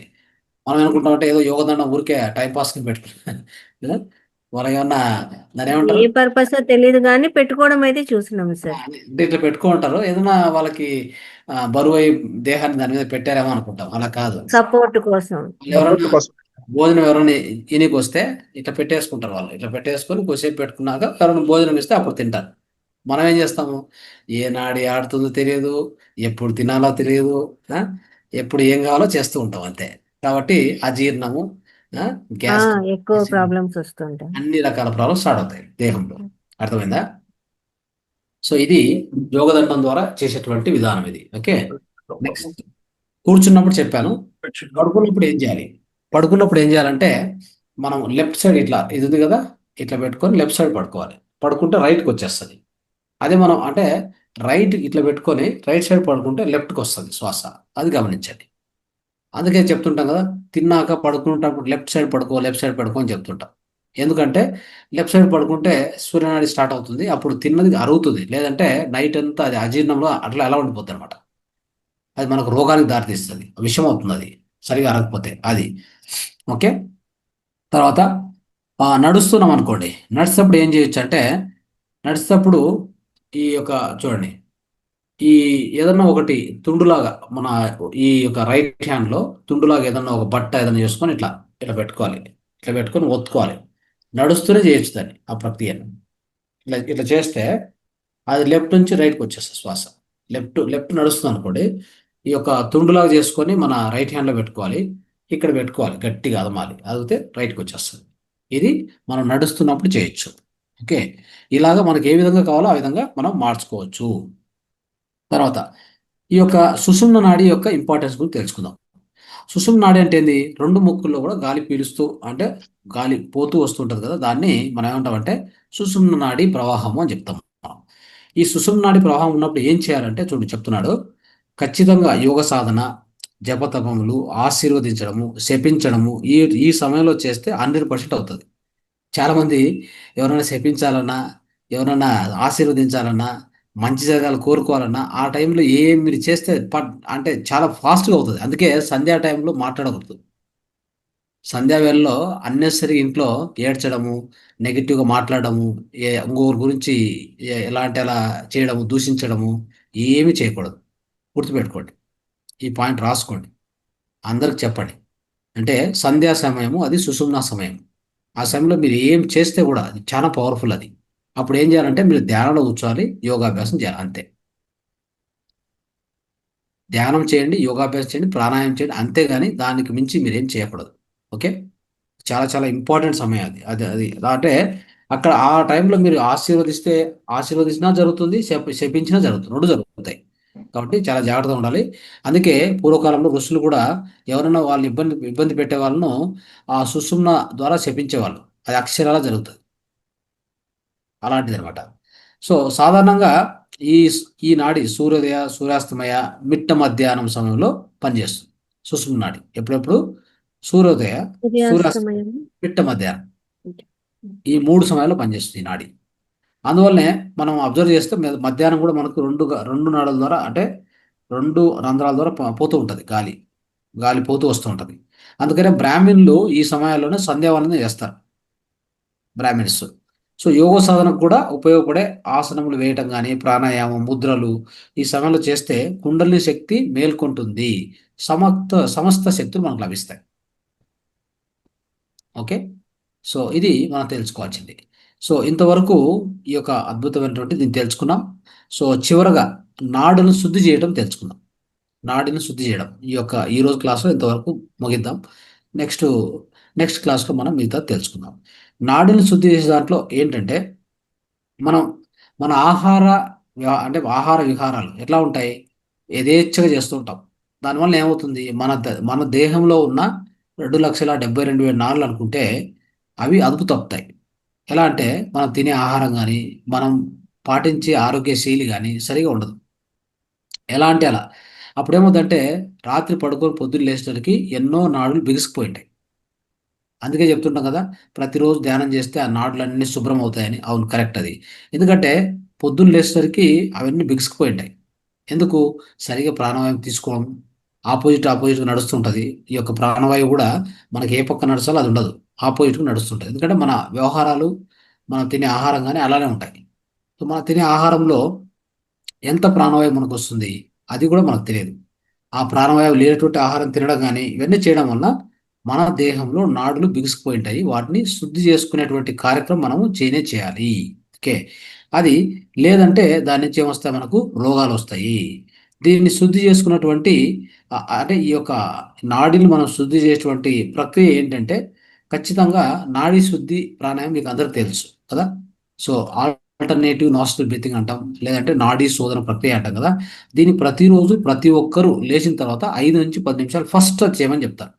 ఈ స్వర విజ్ఞానంలో ఇదొక అద్భుతమైన ఈ విధానాన్ని పాటించండి అని చెప్తారు. ఏంటది? సపోజ్ ఇప్పుడు మనం ఈ విధంగా విష్ణు ముద్ర పెట్టుకున్నాము. ఇలాగా లెఫ్ట్ తీసుకుంటాం, దీన్ని క్లోజ్ చేస్తాం హాయిగా. అంటే మనము తీసుకునే ఫాస్ట్ తీసుకోవచ్చు, కానీ వదిలే చాలా నిదానంగా వదలాలి. ఓకే, ఇట్లా క్లోజ్ చేసుకొని నిదానంగా వదలాలి.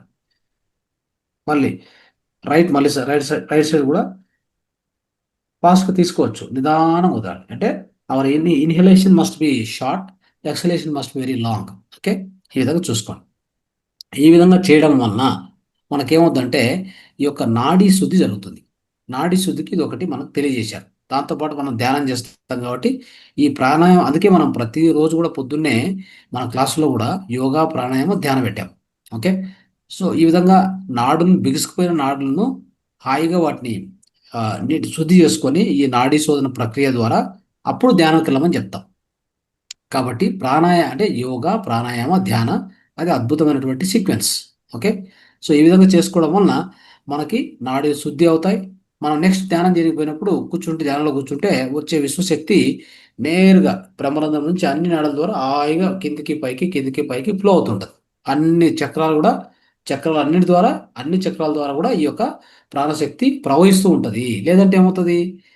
ఆ పొద్దున్నే లేచాం బద్ధకంగా, అంటే పొద్దున్న లేచాం, యోగా లేదు, నాడి అంటే ఈ యొక్క ప్రాణాయామం లేదు, పోయి ధ్యానంలో కూర్చున్నాం. అప్పుడు ఎన్నో నాడులు బిగుసుకుపోయి ఉంటాయి రాత్రి అంతా పడుకొని. మనం తిన్న ఆహారం కానీ మన ఆరోగ్యశీలి దీనివల్ల వీటన్నిటి వలన అలానే కూర్చుంటాం ధ్యానంలో. వచ్చిన శక్తి అది సరిగా ప్రవహించదు, ఎందుకంటే నాడులు బ్లాక్ ఉంటాయి కదా. అప్పుడు మళ్ళీ ఎక్కువసేపు కూర్చుంటే అప్పుడు నాడీ శుద్ధి జరుగుతుంది ధ్యానంలో కదా. అలా కాకుండా ముందుగానే మనం నాడీ శుద్ధి చేసుకొని ఈ యొక్క నాడీ శోధన ప్రక్రియ అనే ప్రాణాయామం కూర్చుంటే అద్భుతంగా ఉంటుంది అనమాట. ఆ విధంగా ఈ నాడిని శుద్ధి చేసుకోమని చెప్తున్నాను అనమాట. ఇది చేసుకోవడం వల్ల మనకు అద్భుతమైనటువంటి ధ్యానం మనం చేయొచ్చు. ఇది నాడీ శుద్ధి చేసేటువంటి ప్రక్రియ. సో ఇంతటితో మనం ఈ యొక్క కార్యక్రమాన్ని, ఈ యొక్క స్వర విజ్ఞానం పార్ట్ 1 మనం ముగిస్తున్నాం. సో ఇంకా ఎక్కువ విషయాలు కూడా మనం రేపు తెలుసుకుందాం. అందరికీ ధన్యవాదాలు. నమస్తే, thank you. Thank you sir, చాలా చక్కగా వివరించారు. స్వర విజ్ఞానము అనేసరికి ఏంటా అని ఆలోచిస్తూ ఉన్నాం అనమాట. అంటే ఏదన్నా వేరే సంగీత పరంగా ఉంటుందా, ఇది ఏంటి అని తెలియలేదు. స్వర విజ్ఞానము అంటే ఏం చెప్తారు సారు అనే ఒక ఆలోచనలో ఉన్నాను అనమాట.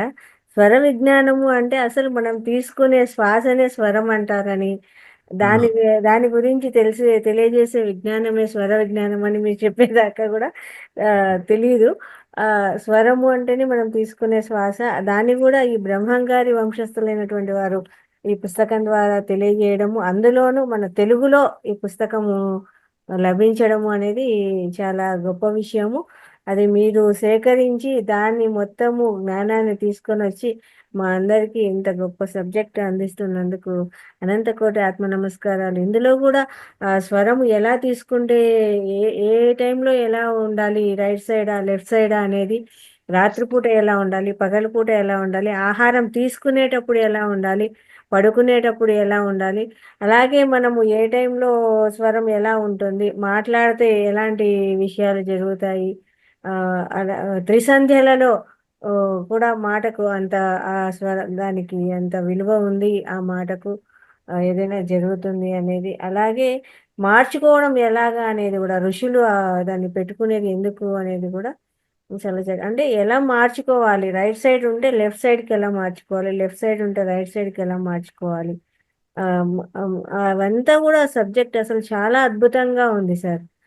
ఎంత విషయాలు తెలుసుకోవచ్చు అంటే ఇంకా మనము ఆరోగ్యము అనేది అంటే మనకు లోపల ఏదైనా సమస్య ఉంది అంటే అరే తేడా వచ్చేసింది, దీని ద్వారా మనం మార్చుకొని ఈ కాన్సెప్ట్, అంటే ఇప్పుడు మనకు ఏదైనా హెల్త్ ఇష్యూస్ ఉన్నాయి అంటే కూడా ఇండైజెషన్ అయింది అంటే కూడా రైట్ సైడ్కు తీసుకున్నాము అంటే అగ్నితత్వం మొదలవుతుంది కాబట్టి డైజెషన్ ఈజీగా అయిపోతుంది.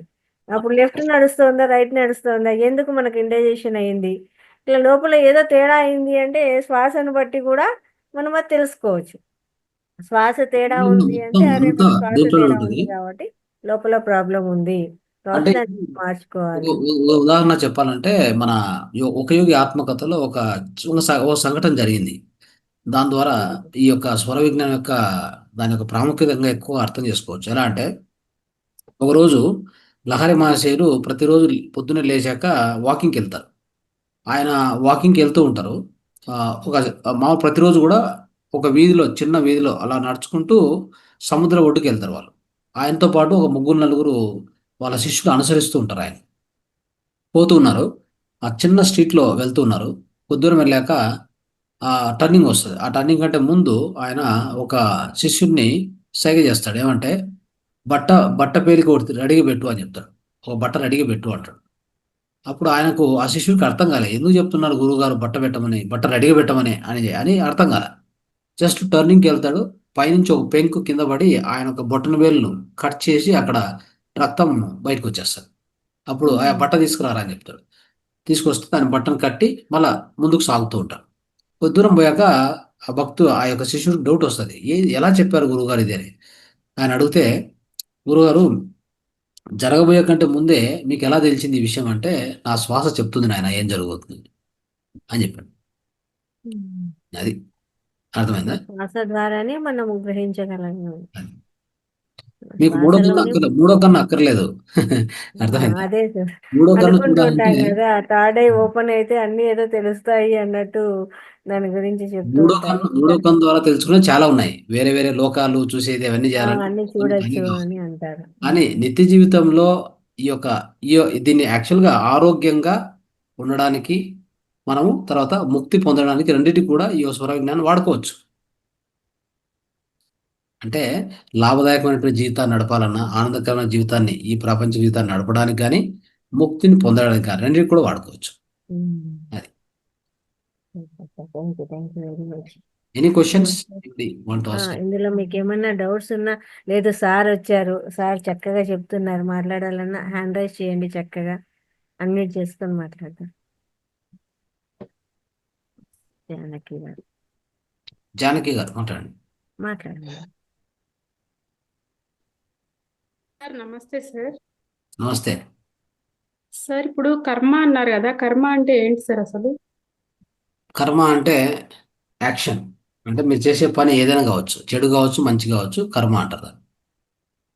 సార్ అది లైవా ఆన్ లైవా? మీరు ఫస్ట్ చెప్పారు కదా మనకి కర్మ అనేది ఉంటది, దానివల్ల స్మాల్ గా ఉంటాయి పాలి అని బాడీలో, దానివల్ల మనం లైఫ్ లాంగ్ ఉంటాం, లేదంటే కర్మలు తక్కువ ఉంటే మనం షార్ట్ లో పీరియడ్ లో చనిపోతాం అన్నారు కదా. ఓ అది కాదు, అది వేరే. అది కర్మ. కర్మ కాదు అది. అది ఆ, టెలిమోర్. అంటే ఏంటి సార్ అది? టెలిమోర్ DNA అంటే ఉంటుంది అన్నారు. డిఎన్ఏలో, అంటే క్రోమోజోమ్ లో డిఎన్ఏ లోపల ఉండేటువంటి పదార్థం అది. డిఎన్ఏ లోపల ఉండే పదార్థమా? పదార్థం అది. దాని పేరు టెలిమోర్. ఓకే. అది మీరు సరిగా విన్నట్లేదు. అది కర్మ కాదు, టెలిమోర్. అంటే మనం బర్త్ అయినప్పుడే మన బాడీలో అనేది అది ఉంటుందా సార్ అది? అవును, అందరికి ఉంటుంది. ఇప్పుడు ప్రతి ఒక్కరికి ఉంటుంది, మనందరికి ఉంటుంది. దాన్ని ఆ టెలిమోర్ అనేటువంటి దాన్ని అది లాంగ్గా ఉంటుంది. అంటే అది అలాంటి వాళ్ళు వాళ్ళ జీవితకాలం లాంగ్గా ఉంటుంది. అది షార్ట్ అయ్యే కొద్దీ మన యొక్క లైఫ్ స్పాన్ తగ్గుతూ వస్తుంది. అది దానికి కారణాలు అనేకం. మన జీవనశైలి కానీ, మనలో ప్రాణశక్తి కాపాడుకోకుండా ప్రాణశక్తిని ఎట్టు పడితే అట్లా నష్టం చేసుకోవడం కానీ, ఇలా చేసే వాళ్ళకి ఆ యొక్క టెలిమోర్ సైజ్ తగ్గుతూ వస్తుంది. ఓకే. మన యాక్టివిటీస్ ని బేస్ చేసుకుని మనం దాన్ని ఇంక్రీజ్ అవును, చేసుకోవచ్చు. మన ఆహార వ్యవహార శైలి అంతే. Okay. Okay, okay sir. Okay. Right. Subhashini గారు మాట్లాడండి. నమస్తే సార్. నమస్తే అమ్మ. సార్ మీరు చెప్పింది కొంచెం నెట్ ప్రాబ్లం వల్ల సరిగ్గా వినిపించలేదు సార్. భోజనం చేసేటప్పుడు ఏ నాడి ఆడాలన్నారు సార్ మీరు? సూర్యనాడి. సూర్యనాడి. Okay sir. పింగ్లా నాడి. అదే కొన్ని నెట్ ప్రాబ్లం వల్ల. Okay sir. Yes. Thank you sir. Srinivas Babu. Babu garu నమస్తే సార్. నమస్తే. సార్ లైఫ్ లో ఫస్ట్ టైం డిఫరెంట్ కాన్సెప్ట్ వింటున్నాను సార్. నేను thank you very much sir. Actual గా రెస్పిరేటరీ ప్రాబ్లమ్స్ ఉన్నప్పుడు అంటే సూర్యనాడి యాక్టివేట్ చేసుకోవాలా, ఎలా సార్? సూర్యనాడిని కావాలి కంపల్సరీ. ఎందుకంటే లోపల ప్లమ్ అంతా ఉంటుంది కదా, బర్న్ కావాలంటే సూర్యనాడి యాక్టివేట్ కావాలి. ఓకే. అంటే పడుకునే విధానం కూడా మనం నైట్ పడుకునే విధానం కూడా లెఫ్ట్ సైడ్ ఒక పడుకోవాలి. ఇదే సార్? లెఫ్ట్ సైడ్, అవును అవును అవును అవును, లెఫ్ట్ ఓకే సైడ్ ఓకే, పడుకోవాలి. లెఫ్ట్ లెఫ్ట్ సైడ్ సైడ్ పడుకుంటే పడుకోవాలి. అవును. మనలో ఏమవుద్దంటే ఆ, మనం ఏమన్నా తిన్నా కానీ ఆహారం పచనం కావాలంటే ఖచ్చితంగా లెఫ్ట్ సైడ్ పడుకోవాలి. Okay sir, okay sir, okay sir. Thank సాధ్యమైనంత యూ సార్. వరకు సాధ్యమైనంత వరకు నైట్ ఆహారం తినకుండా ఉండడం మంచిది. సార్ నీరు, మూత్ర ఆ. చికిత్స అంటే మూత్రం తాగడం, నీరు లేదంటే కూరగాయలు అలాంటివి తీసుకోవాలి. నైట్ ఏ ఆహారం ఎప్పుడు తినకూడదు. 6 అంటే గంటల కూరగాయలు వెజిటబుల్స్ తీసుకోవచ్చు అనమాట. వెజిటబుల్ తినండి, ఫ్రూట్స్ వద్దు. ఫ్రూట్స్ పొద్దున్నే. Okay okay sir. Okay, fruits లేదంటే 4 గంటలకు తినండి. అంటే వెజిటబుల్స్ రానా లేకపోతే బాయిల్డ్ సార్? తీసుకుంటే మంచిది. ఓకే, ఆ. రాని కొన్ని ఏం ఎక్కువ తీసుకునే అవసరం లేదు, కొంత మీకు ఎంత కావాలో అంత తీసుకుంటే, ఓకే లేదా రాత్రి పూర్తిగా కట్ చేస్తే that is very very good. Sir. మధ్యాహ్నం ఎక్కువ తినొచ్చు. పొద్దున కావాలంటే ఫ్రూట్స్ కొంత, తర్వాత అలాంటి ఏదైనా మనం లైట్ ఫుడ్ అంటే జ్యూస్ ఫ్రూట్స్ ఉంటాయి కదా, అది మధ్యాహ్నం మధ్యాహ్నం ఒక్క పూట మధ్యాహ్నం కరెక్ట్గా తింటే చాలు. లేదా పొద్దున్నే పెట్టుకొని పొద్దున్నే తినండి బాగా. మీరు ఏవి కావాలనుకుంటారో, మీ ఏం పదార్థాలు తినాలనుకుంటారో పొద్దున్నే తినండి చాలు. సార్. మధ్యాహ్నంకి వచ్చేసరికి 0, 4 o'clock ఓకే అంటే కావాలంటే డ్రై ఫ్రూట్స్ కానీ, తర్వాత స్ప్రౌట్స్ కానీ ఇట్లాంటి 4 o'clock అది స్నాక్స్. సార్. ఆ తర్వాత 6, 7 లోపల ఖచ్చితంగా ఏం తినాలన్నా ఆ లోపలే తినాలి. ఆ తర్వాత 7 తర్వాత ఓన్లీ నీరు మాత్రం తాగుతుండాలి తప్ప ఏ ఘన పదార్థం తీసుకోకూడదు. Okay okay, okay sir. ఇలా ఉంటే మీ ప్రాణశక్తి నైట్ మీ దేహాన్ని రిపేర్ చేయడానికి ఉపయోగపడుతుంది. ఓకే తిన్నారంటే మీ ప్రాణశక్తి ఆ జీర్ణాశయం వైపు వెళ్ళడం వల్ల మీ అవయవాలు శుభ్రపరచడానికి అవకాశమే ఉండదు, రోగం తగ్గదు, ఎన్ని మాత్రలు తిన్నా రోగం తగ్గదు. సార్. అది సార్. మీ లోపల ఉండే మీ ప్రాణశక్తి మీ డాక్టర్. మీ లోపల ఇన్నర్ డాక్టర్ ఉంటాం అంటే మీ లోపల ఉన్న అంతర వైద్యులు ఎవరంటే మీ ప్రాణశక్తి. మీ ప్రాణశక్తి ఏ వైపు పంపిస్తున్నారు? మీరు తిన్న ఆహారం తింటున్నారు 9 గంటలకు తిని. ఇప్పుడు సాఫ్ట్వేర్ ఇంజనీర్స్ వాళ్ళ పని ఏంటి చెప్పండి? 10 గంటలకు నాన్ వెజ్ తినేది, 11 గంటలకు 12 గంటలకు నాన్ వెజ్. ఏం చదివారు వీళ్ళు? ఏం చదువు కరెక్టే లేదు. సార్. 12 o'clock 1 o'clock అదే సార్, కరెక్టే. ఇది పబ్బు అంట, ఇది నైట్ డిన్నర్ అంట, ఇది సెలబ్రేషన్ అంట, సక్సెస్ అంట. వాళ్ళ బొంద అది అసలు ఎందుకు పనికిరాదు, అంత వేస్ట్. ఆ చదువులు వేస్ట్, వాళ్ళ జీవితమే వేస్ట్ చెప్పాలంటే, శుద్ధ వేస్ట్. కరెక్టే సార్. 50 సంవత్సరాల కల్లా బీపీ, షుగరు, కాళ్ళు పనిచేయవు, మోకాలు పనిచేయవు, ఏం పనిచేయవు. Correct sir. ఇదా జీవితం అంటే. అసలు అర్థం చేసుకో. అసలు ఆహార శాస్త్రం తెలియదు, ఆరోగ్య శాస్త్రం తెలియదు, ధ్యాన శాస్త్రం అసలే తెలియదు, ప్రాణశక్తి శాస్త్రం అసలు తెలియదు. ఇంకెలా వీళ్ళు బతికేది? తెలిసింది ఏంటంటే కంప్యూటర్ ఇంజనీరింగ్, అది ఇది కోడింగ్, ఇది ఒక సాఫ్ట్వేర్ ఇంజనీర్, ఇంతే వాళ్ళకి తెలిసింది. జీవిత శాస్త్రం అసలు చదవడమే లేదు, అసలు వాళ్ళకి అది తెలియదు. అర్థం చేసుకోండి. సో వాళ్ళు తినే ఆహారం 12 గంటలకు తింటే ఆ దేశంలో ఉండే ప్రాణశక్తి మొత్తం కూడా జీర్ణాశయానికి వెళ్ళిపోతుంది. ఓకే. లైట్లు ఆఫ్ చేస్తాం. మెలటోనిన్ ఉత్పన్నం అవ్వాలి. ఉత్పన్న మెలటోనిన్ ఏం చేస్తుంది? అన్ని అవయవాలు క్లీన్ చేయమని చెప్తుంది. ఇక్కడ ప్రాణశక్తి చూస్తే తీసుకెళ్లి మొత్తం జీర్ణాశయాన్ని పెట్టేశాం. ఎక్కడ క్లీన్ చేస్తుంది? అన్ని అవయవాలు ఎలా క్లీన్ అవుతాయి? నైట్ టైం, రాత్రి అనేది night time is meant for detoxification, repair, cleansing. మనం అవకాశం ఇవ్వట్లేదు దానికి. ఇది రోగానికి మూలం ఇదే. ఇలా చేసిన వాళ్ళకి క్యాన్సర్ కూడా తగ్గియచ్చు ఇలా చేసుకుంటే. పర్ఫెక్ట్ గా నిద్ర 10 గంటలకు స్టార్ట్ కావాలి, తినడం 7 కల్లా ఆపేయాలి. అలా చేసినటువంటి వాళ్ళకి క్యాన్సర్ కూడా తగ్గియచ్చు.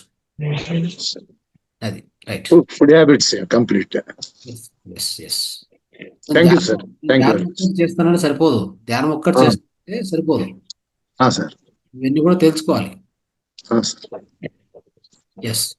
సుభాషిణి కొండ గారు. నమస్తే సార్.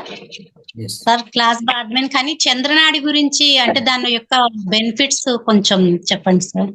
సూర్యనాడి గురించి చెప్పారు కదా, కొంచెం జీర్ణశక్తి అది.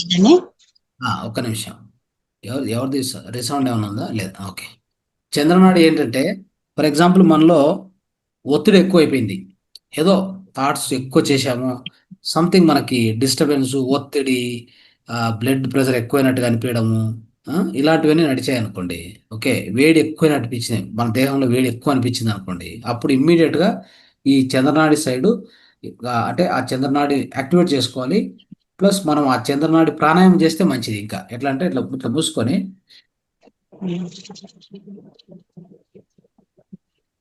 ఇట్లా ఒక 5 నిమిషాలు, ఒక 20-30 సార్లు చేయాలి. ఓకే, ఇప్పుడు మీలో ఫస్ట్ ఒత్తిడి తగ్గుతుంది. ఇప్పుడు ఏమవుతుందంటే, ఒకసారి టెన్షన్ అయింది అనుకోండి, మనకు ఆ టెన్షన్లో స్ట్రెస్ ఎక్కువ అవుతుంది, ఒత్తిడి ఎక్కువ అవుతుంది, మానసిక మానసిక ఒత్తిడి. అలాంటప్పుడు ఏం చేయాలి? ఇమ్మీడియట్గా మన నాడిని ఈ పక్క మార్చుకోవాలి. ఓకే, సో మీరు ఇంకా దేహంలో ఉష్ణం ఎక్కువైంది అనిపించింది అనుకోండి, ఈ పక్క మార్చుకోవాలి. మీరు ఆహారం తినడం లేదు, నార్మల్గా ఉన్నారు, నార్మల్గా ఉన్నప్పుడు ఎప్పుడైనా కానీ చంద్రనాడి చాలా మంచిది, అన్ని విషయాలకు మంచిది చంద్రనాడి. ఇంకా ముందు ముందు శాస్త్రంలో నేను చెప్తూ పోతాను, మీకు ఎన్నో విషయాలు తెలుస్తాయి, ఇంకా మీకు నేర్చుకోవాల్సింది చాలా ఉంది ఇంట్లో. నేర్చుకుంది ఒక రోజుతో అయ్యేది కాదు కదా ఇది 4 రోజులు, అందుకే మనం తీసుకుంది. అంటే నిదానంగా కొద్ది కొద్దిగా, ఈ రోజు ఎక్కువ చెప్పాను చెప్పాలంటే. సో రేపు నుంచి కూడా కొద్ది కొద్ది కొద్ది తెలుసుకోవాలి. ఇంకా చంద్రనాడి ఇంకా ఎన్ని రకాలు ఉపయోగించవచ్చు, సూర్యనాడి ఇంకా ఎన్ని రకాలు ఉపయోగించవచ్చు అనేది మనము తెలుసుకోవాలి. ఇంకా చాలా ఉంది సబ్జెక్ట్. ఓకే, నెక్స్ట్ విష్ణుకాంతం గారు. సార్, ఈ మేడం గారే సార్ మహావతార్ ఫౌండేషన్ మీద పాట పాడారు. Okay madam, okay, congratulations. నమస్తే సార్. నమస్తే సార్. మిమ్మల్ని ఖత్తర్లో చూశాను సార్. అవునా? ఖత్తర్లో చూసి మీతో మాట్లాడి మీరు నెంబర్ ఇచ్చారండి. మీరు లలిత మేడం గారు నెంబర్ ఇచ్చారు. నేను అప్పటి నుంచి కూడా మీ ఫౌండేషన్ అసలు వదలలేదు మేడం. సార్ ఎన్నో ఎన్నో తెలియని విషయాలు ఎన్నో తెలుసుకుంటున్నామండి. ఈ వేళ చెప్పింది చాలా అద్భుతం సార్. ఇప్పుడు మీరు ఓ బట్ట తీసుకుని ఇక్కడ ఒత్తిడి పెట్టుకోమన్నారు కదా, అప్పుడు కమండలం లేదు కదా మరి సార్, మనకి ఇలా పెట్టుకోవచ్చా సార్? మరి కమనం లేకున్నా ఒక బట్ట బాగా బాగా గట్టిగా చేసుకొని ఈ హ్యాండ్ లో పెట్టుకోవాలి. అది కమనం అంటే కొద్దిగా ప్రెస్ చేయాలి, ప్రెస్ చేస్తే కొద్దిసేపు మారుతుంది, శ్వాస మారుతుంది. తప్పకుండా సార్. చాలా బాగా చెప్పారు సార్, ఎన్నో విషయాలు చెప్పారండి. మీకు ఎన్ని వేల వేల కృతజ్ఞతలండి. ఇంత ఫౌండేషన్ చేసి ఇంత దేశాలు ఎంతమందికో ఎంతో విద్యని నేర్పి ఎంతో ఆత్మజ్ఞానాన్ని నేర్పారు సార్. మాకు చాలా సంతోషంగా ఉంది సార్. చాలా అద్భుతంగా. వీడియో పెడతారు కదా సార్, ఇది వీడియోలో ఉంటుంది కదా సార్ మనకి, మళ్ళీ వినటానికి వస్తుంది కదా, వీడియో వస్తుంది, రేపు వస్తుంది. అలాగే సార్. ధన్యవాదాలు సార్. ధన్యవాదాలండి. Thank you. ఇంకా మాస్టర్స్, ఇంకా ఎవరైనా మాట్లాడతారా? రాఘవయ్య గారు, రవీంద్రరావు గారు, క్రాంతి కుమార్, అందరూ సార్. నమస్తే సార్. నమస్తే. చాలా రోజుల తర్వాత మిమ్మల్ని కలుసుకున్నాము. నిన్న బెంగళూరులో ఉన్నటువంటి ధ్యాన కేంద్రం, అది పిరమిడ్ కేంద్రానికి పోయినాం సార్. నిన్న అక్కడ కింద మామూలుగా ధ్యానం చేసాం సార్. కింగ్ ఛాంబర్ లో ఒక 45 మినిట్స్ ధ్యానం చేసినప్పుడు సార్, అక్కడ శరీరము వెనక్కి ముందుకి ఒక లయబద్ధంగా ఊగుతుంది సార్. కొంతసేపు ఈ సైడ్ కి ఆ సైడ్ కి ఊగింది సార్. అది అందరికి అట్లాగే ఉంటుందా ఏది సార్? అది డిపెండ్స్, అంటే ఒక్కొక్కరికి ఒక ఎక్స్పీరియన్స్ వస్తుంది. మీలో ప్రాణశక్తి ఎలా వస్తుందో లోపలికి, దాన్ని బట్టి విశ్వశక్తి ఊగినట్టుగా ముందుకి వెనక్కి అట్లా ఊగుతూ నటింది కొంత సమయం సార్. కొంత సమయం అంటే ఒక సైడ్ కి ఇట్లా ఊగుతూ ఉన్నట్టు అనిపించింది సార్. ఇదేమంటామంటే దీన్ని కాయోపాసన అంటాం. కాయోపాసన అంటే దేహంలో జరిగేటువంటి మార్పులు, ప్రాణశక్తి ద్వారా వచ్చేటువంటి కదలికలు, కాయోపాసన అంటాం. కాయోపాసన. సో దాంట్లో అనేక రకంగా వస్తాయి, ఒక్కొక్క విధంగా వస్తాయి. కొంతమంది రొటీన్ అవుతారు, కొంతమంది పడుకొని దొల్లుతూ పోతారు. అర్థమైందా? ఆ విధంగా అనిపించింది సార్. కింద మామూలుగా ఒక 1.5 అవర్ చేసాం సార్. తర్వాత ఆఫ్టర్ మీల్స్ మధ్య మీద అక్కడికి వెళ్ళేసి కింగ్ ఛాంబర్కి వెళ్ళేసి అక్కడ ఒక 45 మినిట్స్ చేసాం సార్. ఆ సమయంలో ఆ విధంగా అనిపించింది సార్ మాకు. అది అందరికి అట్లాగే ఉంటుందా అనేసి. ఇంకొక విధంగా ఉంటుంది, ఇంకొక విధంగా. అందరికి ప్రాణశక్తి లోపలికి వచ్చాక రకరకాల విన్యాసాలు చేపిస్తుంది బాడీతో. సరే సార్, చాలా బాగుంది సార్ అక్కడ. అక్కడ వాతావరణం కానీ అంతా అన్ని చూసాం సార్ నిన్న. ఖచ్చితంగా. ధన్యవాదాలు సార్. శాంతి కుమార్ గారు. సార్ నమస్తే సార్. చాలా రోజులతో మళ్ళీ మీరు క్లాస్కి రావడం మాకు చాలా సంతోషంగా ఉంది. మన క్లాస్ లో మనం ఇంతవరకు మనం ప్రాణాయామం చేస్తున్నాం కానీ నాకైతే అంటే దాని గురించి పూర్తిగా తెలియదు. అంటే సూర్యనాడి చంద్రుడు మనం చేస్తున్నాం, నేను కూడా చెప్పించాను క్లాస్ లో ఉన్నప్పుడు. సో ఈరోజు దాని గురించి పూర్తి క్లారిటీ ఇచ్చారు సార్. మరొకసారి మీకు ధన్యవాదాలు. మనం ఎప్పుడు ఏది యాక్టివిటీలో ఉండాలి అది దాని గురించి కూడా తెలుసుకున్నాము. ఒక 60 to 90 minutes ఇది ఉంటుంది, తర్వాత మారుతుంది అనడం విషయం చాలా చక్కగా చెప్పారు. చాలా బాగుంది sir class. Thank you sir. Raghavayya గారు. నమస్తే సార్. నమస్తే. ఈ రోజు క్లాసు చాలా అద్భుతంగా చెప్పారు సార్. ప్రాణశక్తి, మనం ప్రాణశక్తి మీద ధ్యాస పెట్టి మనం రోజు ధ్యానం చేస్తాం, కానీ దాన్ని ఎలా ఉపయోగించుకోవాలి, ఏ విధంగా ఉపయోగిస్తే దానివల్ల మనకు ప్రయోజనం అనేది, దాన్ని ఉపయోగించిన విధానం చక్కగా చెప్పారు సార్. మన పూర్వీకులు బ్రహ్మం గారు కానీ, సదానంద యోగి గారు కానీ, అదేవిధంగా యోగి వేమన గారు కానీ, వీళ్ళందరూ చేసిన విధానం కానీ, దానిలో వచ్చినటువంటి వాళ్ళకి అద్భుతమైన సిద్ధులు కానీ, వాళ్ళు ఎలా కాలజ్ఞానం చెప్పగలిగారు, అది కూడా మనం కూడా చెప్పడానికి అవకాశం ఎలా ఉంటుంది అనేది, అది నేర్చుకునే పద్ధతి మీరు చక్కగా వివరించారు సార్. చాలా ధన్యవాదాలు సార్. చాలా రోజుల తర్వాత కలిసి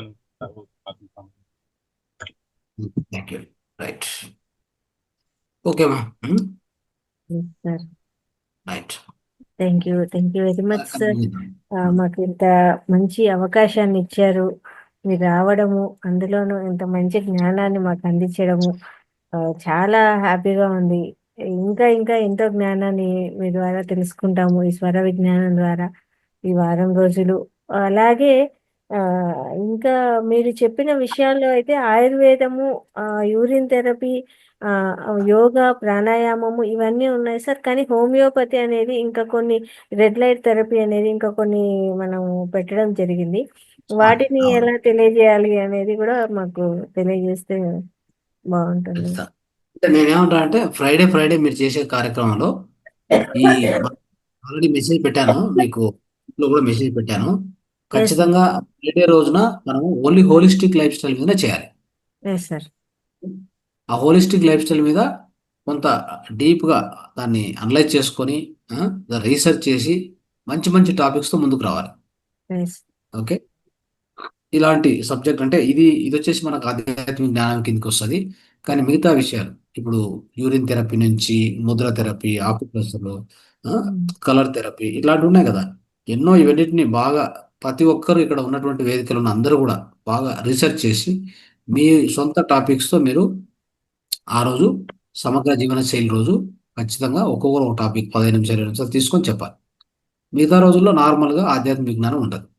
సో తర్వాత సాటర్డే అఫ్ కోర్స్ అందరికి ఓపెన్ వేదికే, అందరూ మనం ఏమని చెప్పాలనుకున్నా మన స్కిల్స్ ఉన్నాయి ఏమైనా చేసుకోవచ్చు.